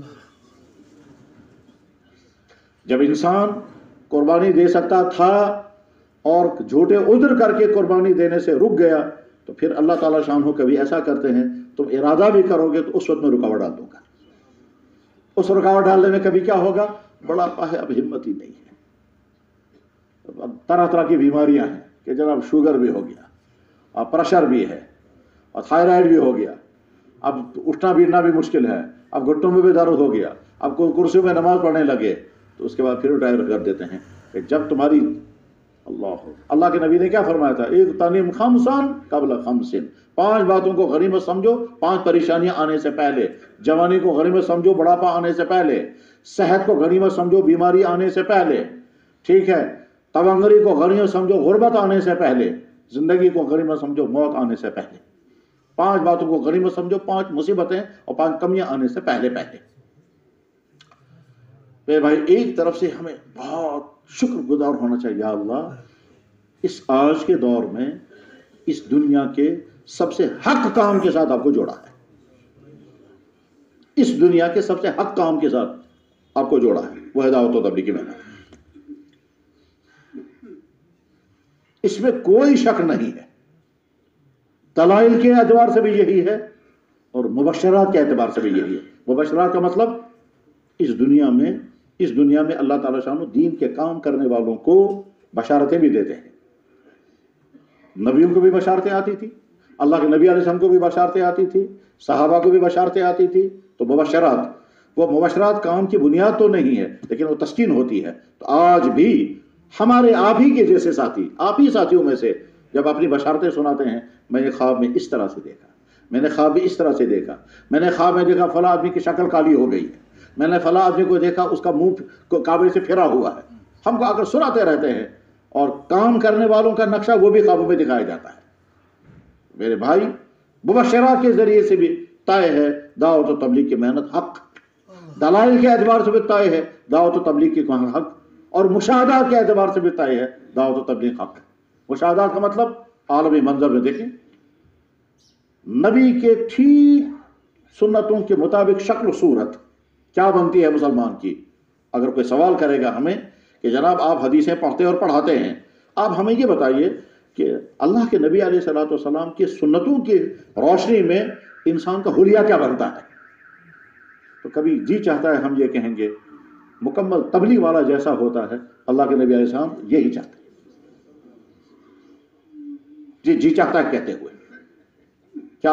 ہاتھوں میں تسبیح، زبان پر ذکر اللہ، آنکھوں کے کنٹرول کرنے کی فکر، لباس سنت کے مطابق، چہرے پر نورانیت، راتوں کو رونا، امت کا غم. یہ ہے تبلیغ والے کا حلیہ، اور قربانی کے لیے ہر وقت تیار.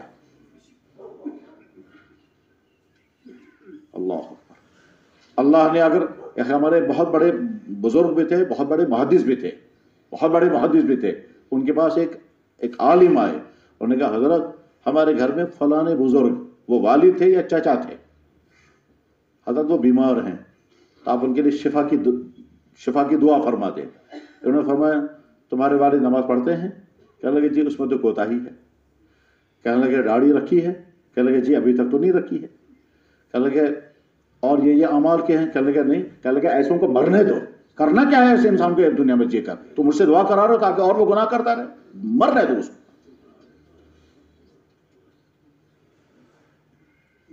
مجھے بھی یاد ہے ہم ایک دفعہ ان کی خدمت میں حاضر ہو گئے، مولانا بھی تھے مینا میں، حضرت مولانا یونس صاحب رحمہ اللہ تعالیٰ، وہ اسی مزاج کے تھے. تو ایسوں کو تو مرنا ہی جانا چاہیے. تو میرے بھائی اللہ نے ہم کو اس زندگی سے نکال کر اس زندگی پر کھڑا کیا. ہمارے چہروں پر داڑیاں ہیں، سروں پر ٹوپیاں امامیاں ہیں، تو زبان پر تسبیح. اس کام کے ساتھ اب حقیقت اس کام کے ہمارے اندر اتر جانی چاہیے. وہ حقیقت وہ کام کے اندر جب اترے گی کب؟ جب امت کا وہی غم، اللہ کے ساتھ وہی تعلق، وہی انابت، راتوں کو رونا اور دھونا، جو اصل میں سرمایہ ہے، حضرت عائشہ صدیقہ رضی اللہ تعالیٰ عنہ سے پوچھا گیا حضور کی کوئی عجیب بات سنائیے.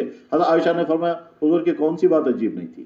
پھر واقعہ سنا، ایک مرتبہ رات کو ساری رات کبھی قیام میں، کبھی رکوع میں، کبھی سجدے میں روتے رہے، صبح ہو گئی.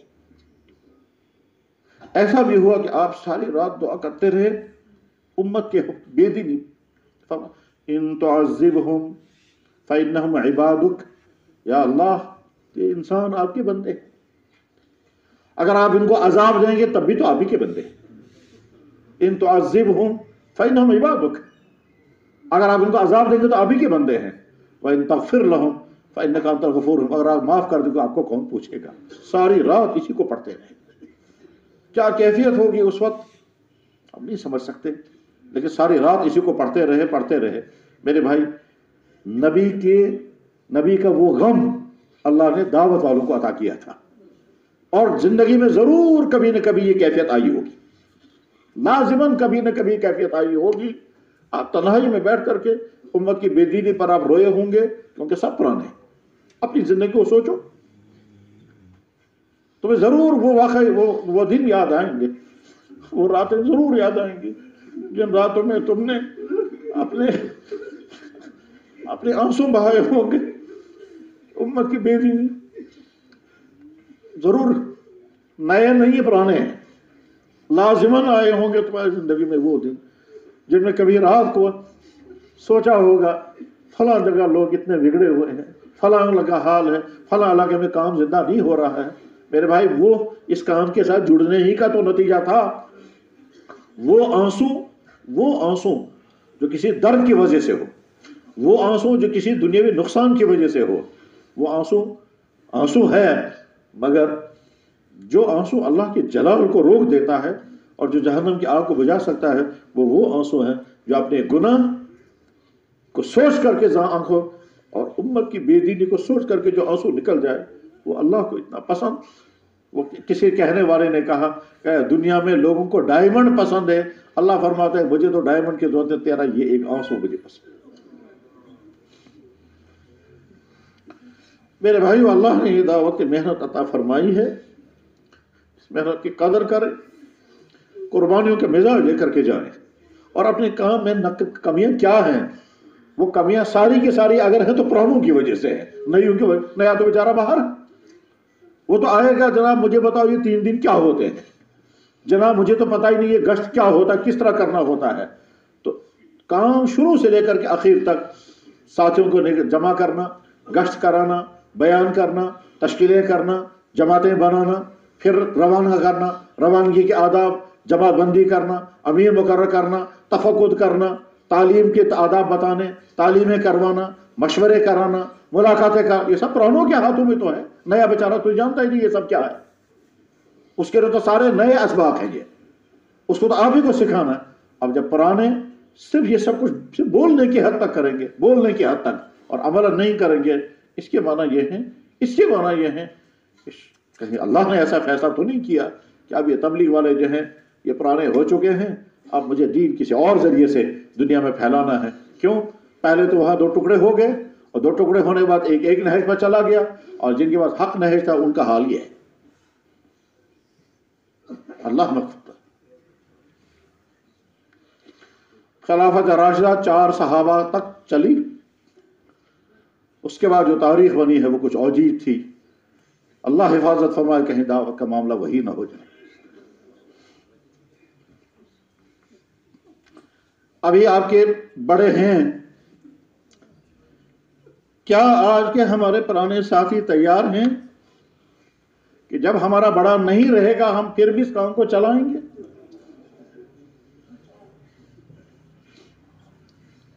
اللہ کے نبی دنیا سے رخصت ہو گئے، صحابہ نے چلایا کام کو،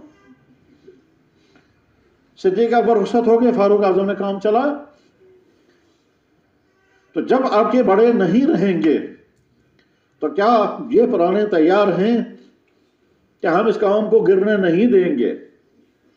بار بار سوچیں،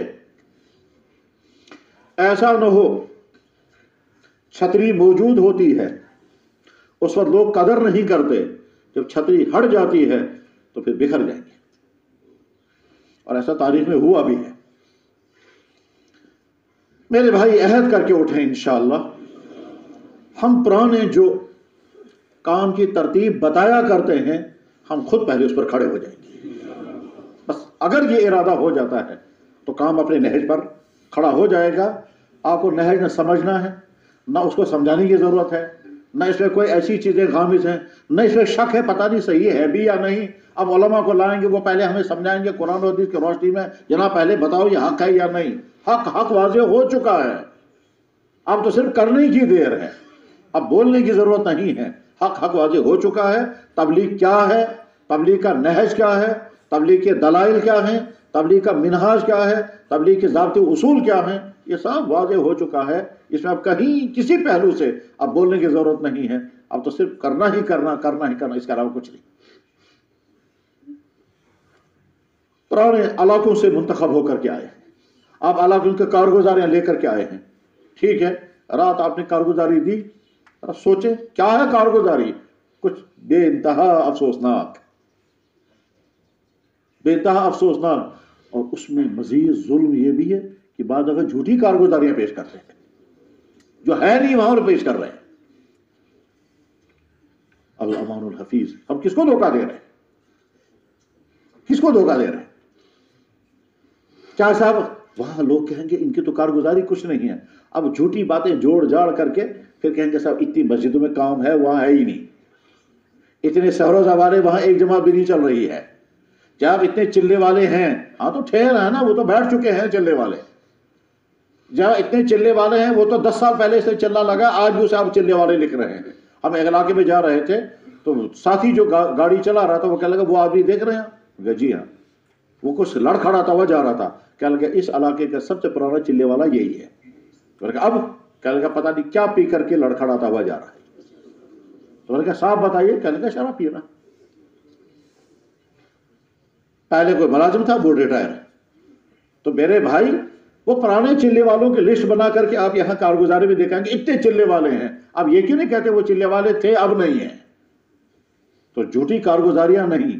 اور یہاں وقتی طور پر دیکھا ہے عزائم لے کر کے گئے اور وہاں جا کر کے کبھی کبھی ہفتوں تک ساتھیوں کو ملے ہی نہیں، تو یہاں سے لے کر کے ارادے کر کے گئے تھے وہاں ہفتوں کو، پھر جب وہاں شب گزاری آئے گی تو شب گزاری میں بس چند چھوٹی موٹی باتیں، منتشر باتیں سنا کر کے کہیں گے ہم آ گئے۔ مشوروں میں ہوگا صاحب وادی کے مشورے میں کون جائے گا، فلاں فلاں 3 ساتھی، وہ 3 ساتھی سوچیں گے کیا کارگزاری دیں گے، کسی نہ کس طرح سے جوڑ جاڑ کر کے باتیں جمع کریں گے اور کیا پھر سنائیں گے کارگزاری، اور ساتھ میں یہ بھی کہ صاحب آپ کارگزاری آپ سنانا، میں نہیں، کیونکہ ہے ہی نہیں وہاں، تو جب کارگزاری ہے ہی نہیں کچھ، اس کو کہے گا آپ سنا، وہ کہے گا نہیں آپ سنانا، پھر وہ تم بھی جوڑ کو تو میرے بھائی جب دین کے نام پر اللہ حفاظت فرمائے جھوٹ بات پہنانے تو پھر نتیجہ کیا نکلے گا؟ اللہ نے بہت بڑی نعمت عطا فرمائی ہے، اس نعمت کی قدر کریں، ارادے کر کے جائیں کہ جو نہج ہم بیان کیا کرتے ہیں اسی نہج کے مطابق واپس آ کر کے کام کریں گے اور پرانے ساتھیوں پر کھڑا کریں گے، اور جن دلوں کی پھٹن ختم ہو جانی چاہیے، یہ جو دوریاں ہیں ختم ہو جانی چاہیے۔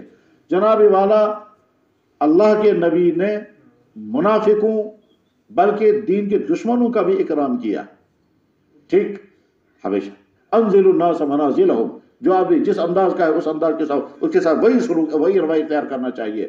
تو مخالفتیں، غیبتیں، تبصرے، تذکرے وہ غلط ہیں، ہم صحیح ہیں، ان کا انداز صحیح نہیں ہے، ان تمام کو تبلیغ والوں کا کام ہی نہیں ہے۔ تبلیغ والوں کا کام تو صرف کام، کسی پر کوئی تنقید نہیں، نہ بحث کا، تبلیغ والوں کا جرم ہمارا کام بحث کرنا نہیں ہے، وہی مزاج ہونا چاہیے۔ آپ چھوڑ دو کسی کے متعلق سوچنا، آپ چھوڑ دو کسی کے متعلق بولنا، آپ چھوڑ دو کسی کے متعلق سننا، اپنی مجلسوں کو تذکروں سے خالی کر کے اپنی مجلسوں۔ جناب والا 2 تبلیغ والے ملتے تھے، 15 منٹ بات کرتے تو ایمان میں اضافہ ہو جاتا تھا۔ بخاری میں کتاب الایمان میں شروع میں ہی ہے، حضرت معاذ بن جبل رضی اللہ تعالیٰ عنہ، معاذ بن جبل رضی اللہ تعالیٰ عنہ چند گورنر کو کہتے ہیں اجلس بنا نؤمن ساعۃ، بیٹھو ہمارے ساتھ ہم تھوڑی دیر ایمان لائیں گے۔ ترجمہ اس کا یہی ہے، مطلب کیا، جو ہی بیٹھیں گے ساتھی، 3 کے بعد شروع ہوگی، 10 منٹ 15 منٹ کے بعد ان کی ایمان میں اضافہ ہو جائے گا۔ یہی ہوتا تھا ساتھیوں میں، کیا ایک مجلس میں آپ باتیں کریں گے تو دلوں میں ظلمت آئے گی، اور اسی مجلس میں آپ کو دوسری باتیں کریں گے تو دل میں نورانیت آئے گی۔ خود ہی فیصلہ کر کے دیکھو کس طرح کی مجلس میں کیا نتیجہ نکلا، دلوں میں پھٹن آ گئی، ظلمت آ گئی، دل دکھنے لگا، انقباض طاری ہو گیا، ٹھیک ہے صاحب۔ اور ایک ہے کہ آپ نے امت کی بے دینی پر اظہار افسوس کیا کہ امت اس طرح بے دینی کی طرف جا رہی ہے، ٹھیک، اللہ سے مانگیں گے اور محنت کریں گے میرے بھائی۔ ایک مجلس سے میں نورانیت آتی ہے اور ایک مجلس میں ظلمت اور انقباض آتا ہے۔ جب مجلس میں غیبتیں ہوں گی، مخالفتیں ہوں گی، انہوں نے یہ کیا ہم یہ کریں گے، انہوں نے آج کل یہ کیا، فلانے مولانا صاحب نے آج یہ بیان کیا، ان کے خلاف جب یہ سارے تذکرے کریں گے تو دلوں میں ظلمتیں آتی، نورانیت نہیں آئے گی۔ اور اس کے مقابلے میں جب امت کی بے دینی کا تذکرہ ہوگا اور خود دین کی فکر کرو گے تو چند تھوڑی دیر کے لیے جو گفتگو ہوگی تو دل میں نورانیت آئے گی۔ فرق خود ہی کر کے دیکھ لیں۔ یہ ساری کیفیات گزری ہیں آپ پر، جن کے تجربے آپ کو ہو چکے ہیں، یہ بولنے کی ضرورت نہیں ہے۔ جو چیز آپ پر گزری ہے اس کو بولنے کے اس سے زیادہ، بلکہ جتنا بولا جائے گا اس سے زیادہ آپ اس کو جانتے ہیں۔ میرے بھائیوں، کام کا جو نہج ہے اس کام کے نہج کو واپس لانا ہے۔ صرف بیانات اور صرف اجتماعات اور صرف شب گزاریوں تک اپنے آپ کو محدود نہیں رکھنا ہے، اصل چیز قربانی ہے۔ اس قربانی کا آغاز پہلے اپنی ذاتوں سے ہونا چاہیے کہ صاحب میں جس ترتیب کو زندگی بھر بولتا رہا، میں اگر اس ترتیب پر خود کھڑا نہیں ہوں، میں اگر گشت نہیں کر رہا ہوں، میں اگر تعلیم نہیں کر رہا ہوں، اللہ اکبر، ہم دیکھتے ہیں کبھی مسجد میں تعلیم ایسے ساتھی کو رکھیے جو بوجھ سمجھتا ہے اور وہ پڑھ رہا ہے ایسے، نہ خود سمجھتا ہے میں کیا پڑھ رہا ہوں، نہ سننے والے بھی بڑی بے دلی کے ساتھ سنتے ہیں، بے دلی کے ساتھ سنتے ہیں۔ اس کے بعد پڑھنے والوں کو بھی پتہ نہیں میں نے کیا پڑھا، سننے والوں کو بھی پتہ نہیں اس نے کیا پڑھا، اور تعلیم ہو گئی صاحب ختم۔ یہ کوئی تعلیم ہے؟ ہم دیکھتے ہیں ساتھیوں کے ساتھ تعلیم ہو رہی ہے، وہ خود بے دلی سے پڑھ رہا ہے اور اس انداز سے پڑھ رہا ہے اسے پتہ ہی نہیں میں کیا پڑھ رہا ہوں، اور سننے والے بھی کبھی دوسرے کو کہتے ہیں کتنے لوگ بیٹھے ہیں وہ خود بھی نہیں سن رہا ہے۔ جب ایسی بے دلی کے ساتھ تعلیم ہوگی، اس تعلیم کا کوئی فائدہ نہیں، رسم ہے، یہ رسم۔ تو کام میں رسمیت نہیں آنی چاہیے، کام میں جان آنی چاہیے، اور جان لانے کے لیے کیا کرنا ہے وہ آپ کو معلوم ہے۔ اپنے آپ کو قربانی پر کھڑا کرنا ہے، صرف تذکروں تک اور صرف مشوروں تک اور صرف فیصلوں تک اپنے آپ کو محدود نہ رکھیں۔ فیصلے آپ ہی کو کرنے ہیں، چلانا تو آپ ہی کو ہے، کیونکہ آپ علاقوں کے ذمہ دار ہیں۔ ہر علاقے کے 4-5 آدمی جو ذمہ دار ہیں ان کو بھیجا گیا ہوگا، آپ کیا لے کر کے یہاں سے واپس جائیں گے؟ بس یہ فیصلہ کر کے جائیں۔ اور اگر آج تبلیغ کے ان پرانوں نے دعوت و تبلیغ کے اس ڈگمگاتے ہوئے کشتی کو اگر نہیں بچایا تو اللہ حفاظت فرمائے کہیں چھن ہی نہ جائے، کیونکہ ڈگمگاتے ہوئے پھر بعد میں یہ نہج سے ہی ہٹ جائے گی۔ اس وقت سارے پرانوں پر بڑی ذمہ داری پورے عالم میں ہے۔ بس اتنا ہی مت کو فخر کے ساتھ ہم حق والے، شورا والے حق والے ہیں، بس آگے ڈھیلے ہو چکے ہیں، نہ قربانی ہے نہ مزاج ہے، بس جب ہم حق والے کرنا کچھ نہیں ہے۔ وَلَا يَسْتَخِفَنَّكَ الَّذِينَ لَا يُوقِنُونَ، ایسا نہ ہو تم اپنے کام سے ہٹ چکے ہو، یا خدا نہ خواستہ اپنے کام کو ہلکا سمجھو، یا ہلکا تو نہیں سمجھ رہے، بہت قیمتی کام ہے مگر کرتے نہیں۔ دو خرابیاں ہوتی ہیں امت میں، کیا؟ کبھی کبھی انسان اپنے حق کام کو سمجھتا ہے پتہ نہیں ہے بھی صحیح یا نہیں، تو قربانی نہیں لگے گی، اور کبھی انسان کو دھوکہ لگتا ہے ہم حق پر ہے کریں گے کچھ نہیں، یہ کبھی یہ دھوکہ لگتا ہے کبھی یہ دھوکہ لگتا ہے۔ اور اس کے جیسے انسان سمجھتا ہے میں روحانی طور پر ترقی کر رہا ہوں مگر کرتا نہیں ہے، جیسے انسان سمجھتا ہے میں نماز پڑھ رہا ہوں مگر نماز ہے ہی نہیں۔ ایک انسان کا کیس یہ ہے کہ وہ نمازی ہے ہی نہیں، اس کو نمازی بننا ہے۔ دوسرے انسان کا کیس ہے کہ وہ نمازی تو ہے مگر ایسی بے دلی والی نماز کہ جو اللہ کو قبول ہی نہیں ہے، اور وہ سمجھتا ہے میں جو نماز پڑھ رہا ہوں، تو نماز پڑھ کر بھی آدمی نمازی نہیں ہے۔ کیوں؟ جس نماز سے تنہا عن الفحشاء والمنکر نہیں ہو پا رہا ہے وہ نماز ہے ہی نہیں۔ ان الصلاۃ تنہا عن الفحشاء والمنکر۔ ٹھیک اسی طرح سے وہ تبلیغ والا جس تبلیغ والے کے کام کے ساتھ جڑنے کے باوجود وہ صفات پیدا نہیں ہوئی ہیں، وہ کیسے دھوکہ دے رہا اپنے آپ کو میں تبلیغ والا ہوں؟ صفات پیدا ہو جانی چاہیے، اور صفات یہی ہیں۔ کیا صاحب 6 نمبر کے بعد آخری اہم ترین چیز کیا ہوتی؟ نہیں، 6واں نمبر کیا تھا؟ لغو کاموں سے دور رہنا، بس لغویات۔ اب دیکھنا ہمارے پرانے کتنے لغویات میں ہیں، بولنے میں، سوچنے میں، مشورے کرنے میں، خبریں سنانے میں، اطلاعات پہنچانے میں، سب لغو۔ ترک لا یعنی، وہ سوچے نا ترک لا یعنی ہے کیا، میرا کتنا وقت لا یعنی میں جا رہا ہے۔ اور اس لا یعنی میں ایک وہ لا یعنی بھی ہوتی ہے، ظاہر آپ کے ہاں جو پرانے تبلیغ والے ہیں ان کے ہاں لا یعنی وہ نہیں ہوگی جو بازار والوں میں ہے، ان کے ہاں لا یعنی وہ نہیں جو کالج والے لڑکوں میں ہے۔ آپ کے ہاں لا یعنی کیا ہوگی؟ اس چیز پر بحث کرنا جس چیز کے بحث کرنے کا کوئی نفع ہے ہی نہیں، وہ خبریں سنانا جن چیزوں کے خبریں سنانے کا کوئی نفع ہے ہی نہیں، آپ کا لا یعنی وہ ہے۔ شیطان کے ہٹانے کے حربے الگ الگ ہیں، جو بیچارہ نچلی سطح کالج کا جو لڑکا ہے اس کو بہکانے کے طریقے اس کے پاس الگ ہیں، اور جو دین کے ساتھ جڑے ہوئے ہیں ان کو بہکانے کے طریقے الگ ہیں، حتیٰ کہ جو اولیاء ہیں ان کو بہکانے کے طریقے الگ ہیں۔ تو ایسے ہی آپ کس لایانی میں رہیں گے؟ آپ کا لایانی یہ ہے کہ آپ ان بحثوں میں لگے رہیں گے وہ صحیح ہیں کہ ہم صحیح ہیں، نہیں نہیں ہم صحیح ہیں وہ غلط ہیں، ان کے غلطی میں یہ خرابی انہوں نے یہ کیا ہم یہ کریں گے، ہمارے فلاں نے یہ کیا یہی کرنا چاہیے، یہ آپ کے لیے لایانی ہے، نہ آپ کی یہ ذمہ داری ہے، نہ آپ کو یہ فیصلہ کرنا ہے۔ آپ ایک مرتبہ پتہ چل گیا آپ کا کام حق ہے، بس آنکھ بند کر کے کرتے رہو، باقی دنیا میں کون کیا کر رہا ہے کیا کیا ہونے والا یہ آپ کا مسئلہ ہی نہیں ہے۔ آپ جو کہتے ہیں کہ صاحب یہ تو علماء کا کام ہے، علماء فیصلہ کریں اپنا، ہمارا کام نہیں، ہم تو اللہ نے ہم کو ایک اطمینان کی حالت عطا فرمائی، اچھی طرح سے سمجھیں جناب، وہ جو اطمینان آپ کے دلوں میں اپنے کام کے حق ہونے کا ہے وہاں نہیں ہے وہ اطمینان، ہر وقت تردد کی حالت ہے۔ اس تردد کی حالت کو دور کرنے کے لیے وہ محنت ہے، قربانی بہت زیادہ کیا دراصل اندر کا تردد، اور یہاں انشراح ہے مگر باہر کی قربانیاں نہیں، وہاں اندر انقباض ہے مگر باہر قربانی ہے، اور یہاں اندر کا انشراح ہے مگر باہر سستی ہے۔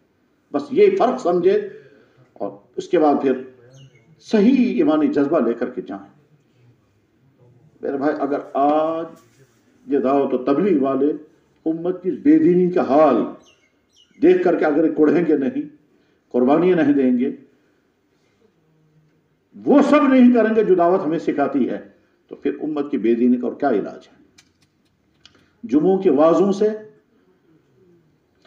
مدرسے میں آنے والے چھوٹے بچوں سے جن کی تعداد 1% بھی نہیں ہے، مدرسے میں پڑھنے کے لیے آنے والے بچے ان کی تعداد امت کا 1% بھی نہیں ہے، تو وہ ساری امت جو نہ مدرسے میں ہے، نہ مکتب میں ہے، نہ وہ جمعے کے وعظ سن رہی ہے، اور اگر وہ جمعے کے لیے آ گئے تو 2 رکعت نماز کے حد تک بس ٹھیک ہے، نہ دینی جلسوں میں ہے، وہ اس امت تک پہنچنے کے لیے اور کوئی ذریعہ نہیں، وہ دعوت و تبلیغ کی محنت ہے، اور یہ دعوت و تبلیغ کی محنت آگے ہوگی پرانوں کے کندھوں پر، یہ سارا نظام آپ پر آ کر کے کھڑا ہو، اور اگر پرانے اپنے آپ کو کھڑا نہیں کریں گے تو اللہ ہی محافظ۔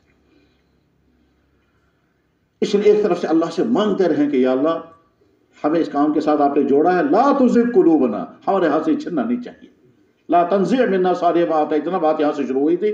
اللہ کے نبی علیہ السلام نے دعا کی، یا اللہ جو آپ نے مجھے خیر عطا فرمایا، یہ خیر عطا فرمایا، یہ مجھ سے چھیننا نہیں۔ میرے بھائی ان کو اللہ نے رحمت للعالمین بنایا تھا، خاتم النبیین بنایا تھا، ظاہر ہے یہ تو اللہ ان سے نہیں چھین سکتے تھے، ٹھیک ہے نا؟ ہم کو اللہ نے کیا خیر عطا فرمایا؟ بس ہمیں یہ دعا کریں، یا اللہ یہ خیر آپ نے عطا فرمایا، ہم سے چھیننا نہیں، اور چھیننا نہیں وہ تب ہوگا۔ اللہ کا ضابطہ یہ ہے کہ جب بندہ دی ہوئی نعمت کی قدر کرتا ہے تو اللہ اس نعمت پہ اضافہ کرتا ہے۔ آپ جتنا شکر پڑھو گے، لَإِن شَكَرْتُمْ لَأَزِيدَنَّكُمْ، اگر تم شکر گزار رہو گے، یا اللہ میں شکر گزار ہوں آپ نے مجھے اس کام کے ساتھ جوڑا، اور جتنے شکر گزاری کے ساتھ جتنے قربانیاں، تو اللہ تعالیٰ ہدایت کے اور راستے کھولیں گے۔ آج تک اگر آپ 1 2 4 8 یا 16 کو کام کے ساتھ جوڑنے کا سبب بنے ہیں، ٹھیک، قربانیاں بڑھیں گی تو آپ علاقوں کو جوڑنے کے سبب بنو گے۔ ہر پل نہ سوچے اللہ نے مجھے استعمال فرمایا، فلاں میرے گشت کی وجہ سے جڑا ہے، فلانا میری تشکیل کی وجہ سے جڑا ہے، فلانی میری ملاقات کی وجہ سے جڑا ہے، اور اب اگر اس کے چہرے پر داڑھی ہے، اس کے ہاتھ میں اگر تسبیح ہے، وہ اگر نماز پر ہے، تو آپ کی محنت ہے۔ اور ہر پرانے ساتھی کے ساتھ یہ واقعہ ہوا ہے، فلاں میری وجہ سے جڑا ہے، اللہ نے مجھے استعمال فرمایا، میں نے اس کے سب سے پہلے ملاقات کی، میرے بیان میں بیٹھا تھا، تو اللہ نے میری وجہ سے، تو اللہ نے آپ کی محنت کا پھل آپ کو دکھایا ہے بار بار، اب کیوں وہ محنت ہم نہیں کریں گے؟ میرے بھائیو، جس کام کے جو نہج آپ خود بیان کیا کرتے ہیں، اسی نہج پر کھڑے ہو کر کام کرنے کا ارادہ کر کے واپس جائیں، اور اسی میں ہم سب ہماری کامیابی بھی ہے، اور اللہ تعالیٰ نوازیں گے۔ لئن شکرتم لازیدنکم، اگر تم شکر گزار رہو، اللہ اکبر۔ کبھی کبھی آدمی سوچتا دعوت و تبلیغ کے اس کام میں مراحل آئے ہیں، تو کبھی کچھ مرحلوں میں بشارتیں بہت آتی ہیں، اور کچھ مرحلوں میں خوابوں کے ذریعے سے اظہار ناراضگی ہوتا ہے۔ چاہتے تبلیغ والے دکھائے گئے چہرے کالے، تبلیغ والے دکھائے گئے وہ سیدھے کی بات ٹیڑھے ہیں، جس کا مطلب یہ ہے کہ کام میں کمیاں ہیں۔ علامہ اقبال نے ایک جگہ لکھا ہے کہ اللہ کے نبی اعظم اس وقت بھی مشاہدہ اقبال نے لکھا، کسی بزرگ نے نہیں، کسی محدث نے نہیں، کسی ولی نے نہیں، اقبال لکھا ہے، کہتا اللہ کے نبی اعظم اس وقت بھی مشاہدہ فرما رہے ہیں کہاں کیا کیا کام ہو رہا ہے۔ اقبال جیسا انسان لکھتا ہے۔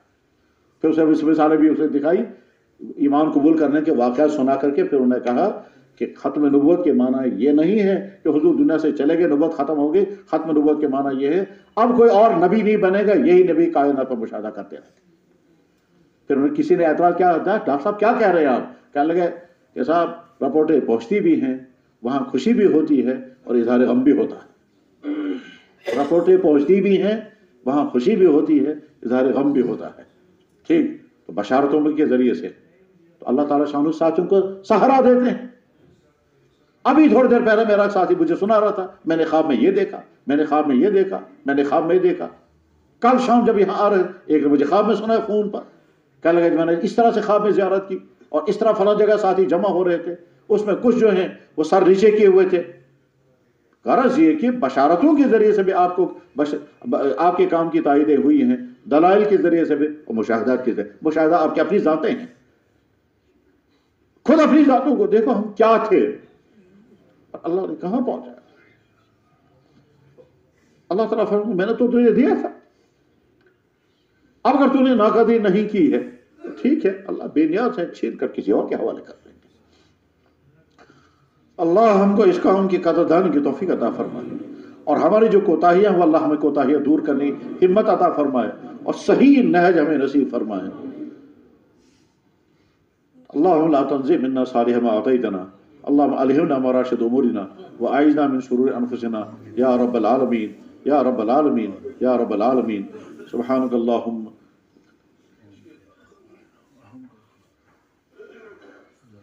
پرانے تمام ساتھی جمع ہیں، ہاتھ اٹھا کر کے کہیں کون کون واپس جا کر کے اپنے آپ کو پہلے کام کے نہج پر کھڑا کرے گا، کام کے نہج پر، پھر ان بشارتوں کی یقین آپ مستحق ہیں۔ واپس جا کر کے اپنے تمام ساتھیوں کو اتنا پیارا ساتھی سمجھنا ہے کہ یا اللہ یہ بھی میرا تبلیغ والا ساتھی، یہ بھی میرا تبلیغ والا ساتھی، یہ بھی میرا تبلیغ والا ساتھی، اور جو دلوں کی پھٹن اور دوریاں ہیں وہ ختم کرنی، اور اپنی زبان کو کسی بھی طرح سے نہ اپنی زبان کو آلودہ ہونے دینا ہے، نہ اپنے کانوں کو، نہ اپنے دماغ کو، نہ سوچنا ہے، نہ بولنا ہے، نہ سننا ہے۔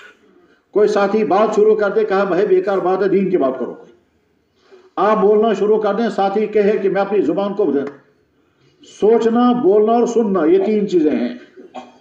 چوتھی چیز ایک اور ہو سکتی ہے، دیکھنا۔ آج یہ موبائل پر کیا کیا واٹس ایپ آ رہا ہے، کیا کیا موبائل، اس نے کیا کہا، اس نے کہا، تو اب دیکھنا بھی۔ تو دیکھنا، سننا، سوچنا اور بولنا، ان چاروں کو کنٹرول کرو، اور ان چاروں کو اچھا جیسے بعض ساتھیوں کے ایک اور مصیبت مسلط ہو گئی ہے، کیسا؟ بیان ریکارڈ کرنے ہیں۔ اوہ، مشینوں میں بیان ریکارڈ کرنے سے آپ کو کیا ملے گا؟ وہ جہاد حضرت مولانا عمر صاحب رحمہ اللہ تعالیٰ بیان فرما رہے تھے، فجر بعد کا بیان تھا، ایک آدمی نے یہاں سے موبائل رکھا ہے، وہ موبائل نہیں، ٹیپ ریکارڈر، اس زمانے میں ٹیپ ریکارڈر ہوتا تھا چپکے سے، تو مولانا فرمایا مجھے مشین نہیں، مجھے تم چاہیے، میری بات تم مشین میں جمع کرنے کے بجائے میں مشین کے لیے نہیں، میں آپ کے لیے بیان کر رہا ہوں، سامنے آ کے بیٹھو۔ پھر بٹھایا سامنے، بیان کیا، پھر بعد میں مولانا نے فرمایا سارا بیان میں نے اسی آدمی کے لیے کیا، ٹھیک ہے، اور اس آدمی سے 4 مہینے لکھوائے۔ فرمایا تم مشین میں بیان ریکارڈ کرتے، کیا ہوتا ہے؟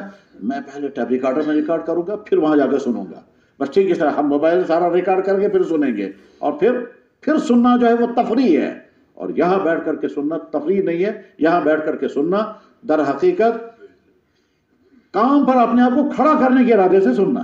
تو یہ جو ایک وبا شروع ہو گئی ہے، بیان ریکارڈ کرو بعد میں شیئر کرو، ریکارڈ کرو شیئر کرو، ہم جیسے ویسے کے ویسے ہی۔ تو بیان یہاں سے نکل کر زبان اس میں مشین میں چلا گیا، مشین کے بعد اگلی مشین میں چلا گیا، یہ بھی خالی وہ بھی خالی۔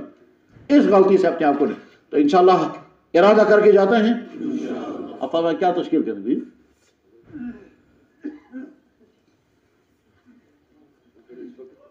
ارادہ کریں کم سے کم گرمی کے موسم میں ہماری کوئی جماعتیں نکلتی نہیں، یہ حضرات بیٹھے ہیں، ذمہ دار بیٹھے ہیں، علاقے کے لوگ سارے تیار ہیں نکلنے کے لیے۔ اگر ہم سب ارادہ کریں کہ جن کا چلہ لگا ہے یا نہیں لگا ہے، سب اس گرم موسمی میں اپنے ساتھ جماعت بنا کے چلے کو نکلیں، اس وقت ارادہ کریں. اسی وقت سے نہیں، تھوڑا ماحول بنا کے ترتیب بنا کے نکلیں گے کہ دوسرے جو ہمارا جڑنا ہو وادی کے اعتبار سے یا ریاست کے اعتبار سے، اس میں اس کی تفصیلی کارگزاری ہو. اس لیے اگر حضرات سب اس وقت اپنی ترتیب بنائیں تاکہ اس گرم علاقوں میں جدھر ہم سردی میں جماعتیں نہیں پہنچا سکتے ہیں، آج ہم جماعتیں پہنچا سکیں گے. تو اس لیے اگر ہم ایک ایک چلہ آج گرمی میں دیں گے، ایک چلہ ہم سردی میں دیں گے، اور ہمارا توازن برقرار رہے گا، ورنہ تو ہمارا 6 مہینے کا کام بالکل زیرو ہو جاتا ہے. جیسے کہ کل کی کارگزاری ہمیں بتا رہی ہے کہ سیر روزہ جماعتیں ضلع سے 3 جماعتیں 4 جماعتیں مہینے میں نکلی ہیں، چلے کی کوئی جماعت نہیں نکلی ہے. اور لوگ ترس رہے ہیں ہم جماعتوں میں نکلیں، مگر ان کو کوئی سنبھالنے والا نہیں. آوازیں بستیوں سے آ رہی ہیں، ہمارے بچوں کو اللہ کے راستے میں نکالو، مگر ان کو ہم سنبھالنے والا کوئی نہیں. لوگ سمجھ رہے ہیں کہ تبلیغ والے ہیں، یہ کام کریں گے، اور اب اگر ہم ہی بیٹھ گئے تو کیا حال بنے گا. اس لیے اگر حضرت نے ہمارے سب کا آپریشن کر دیا تو ہم اب اس کو سوچے، ان باتوں کو نظر میں رکھ کے اپنی ذات سے اپنی ترتیب بنائے. کوئی کسی کو نہ دیکھے وہ نہیں نکلا، میں بھی نہیں نکلوں. نہیں، جس کی بات میں جس کے اندر بات آ گئی وہ اپنی ذات سے اپنا نام پیش کرے. اور اگر اچھا ہوتا ڈیٹ بھی طے کرتے، میں انشاءاللہ جولائی میں یا جون کے آخر میں یا آج ہی اللہ کے راستے میں چلنے کے لیے نکلوں گا. باقی جماعتیں افراد وہ تو بن ہی جائیں گے ہمارے علاقوں میں، تو اگر ہم محنت کریں گے. اس لیے اگر رائے ہے 20 ضلع ہے، یہاں 20 ضلع کے 20 لوگ کھڑا ہو جائے، اپنے علاقوں کے لوگ جو اٹھیں گے نام لکھائیں گے. ایک آدمی کہاں پہنچے گا؟ 20 لوگ اٹھیں گے اور اپنے اضلاع کے جتنے بھی نام آئیں گے ان کو لکھیں گے اور اپنے اضلاع میں اس کی وصولی کریں گے. میرا بھی نام ہے انشاءاللہ، میں بھی انشاءاللہ اپنے ذات سے تیار ہوں انشاءاللہ. بھائی ضلع والے اٹھیں، ضلع والے ہر ضلع کا آدمی تشکیل لکھنے تھے. بھائی گزارش ہے کہ اگر ہر ضلع کا ایک آدمی کھڑا اٹھ کے تشکیل لکھے، لکھنا آسان ہوگا. وہ تو ضلع کے احباب کو پہچانتے ہیں، منتخب احباب ہیں یہاں جو تشریف لائے ہیں.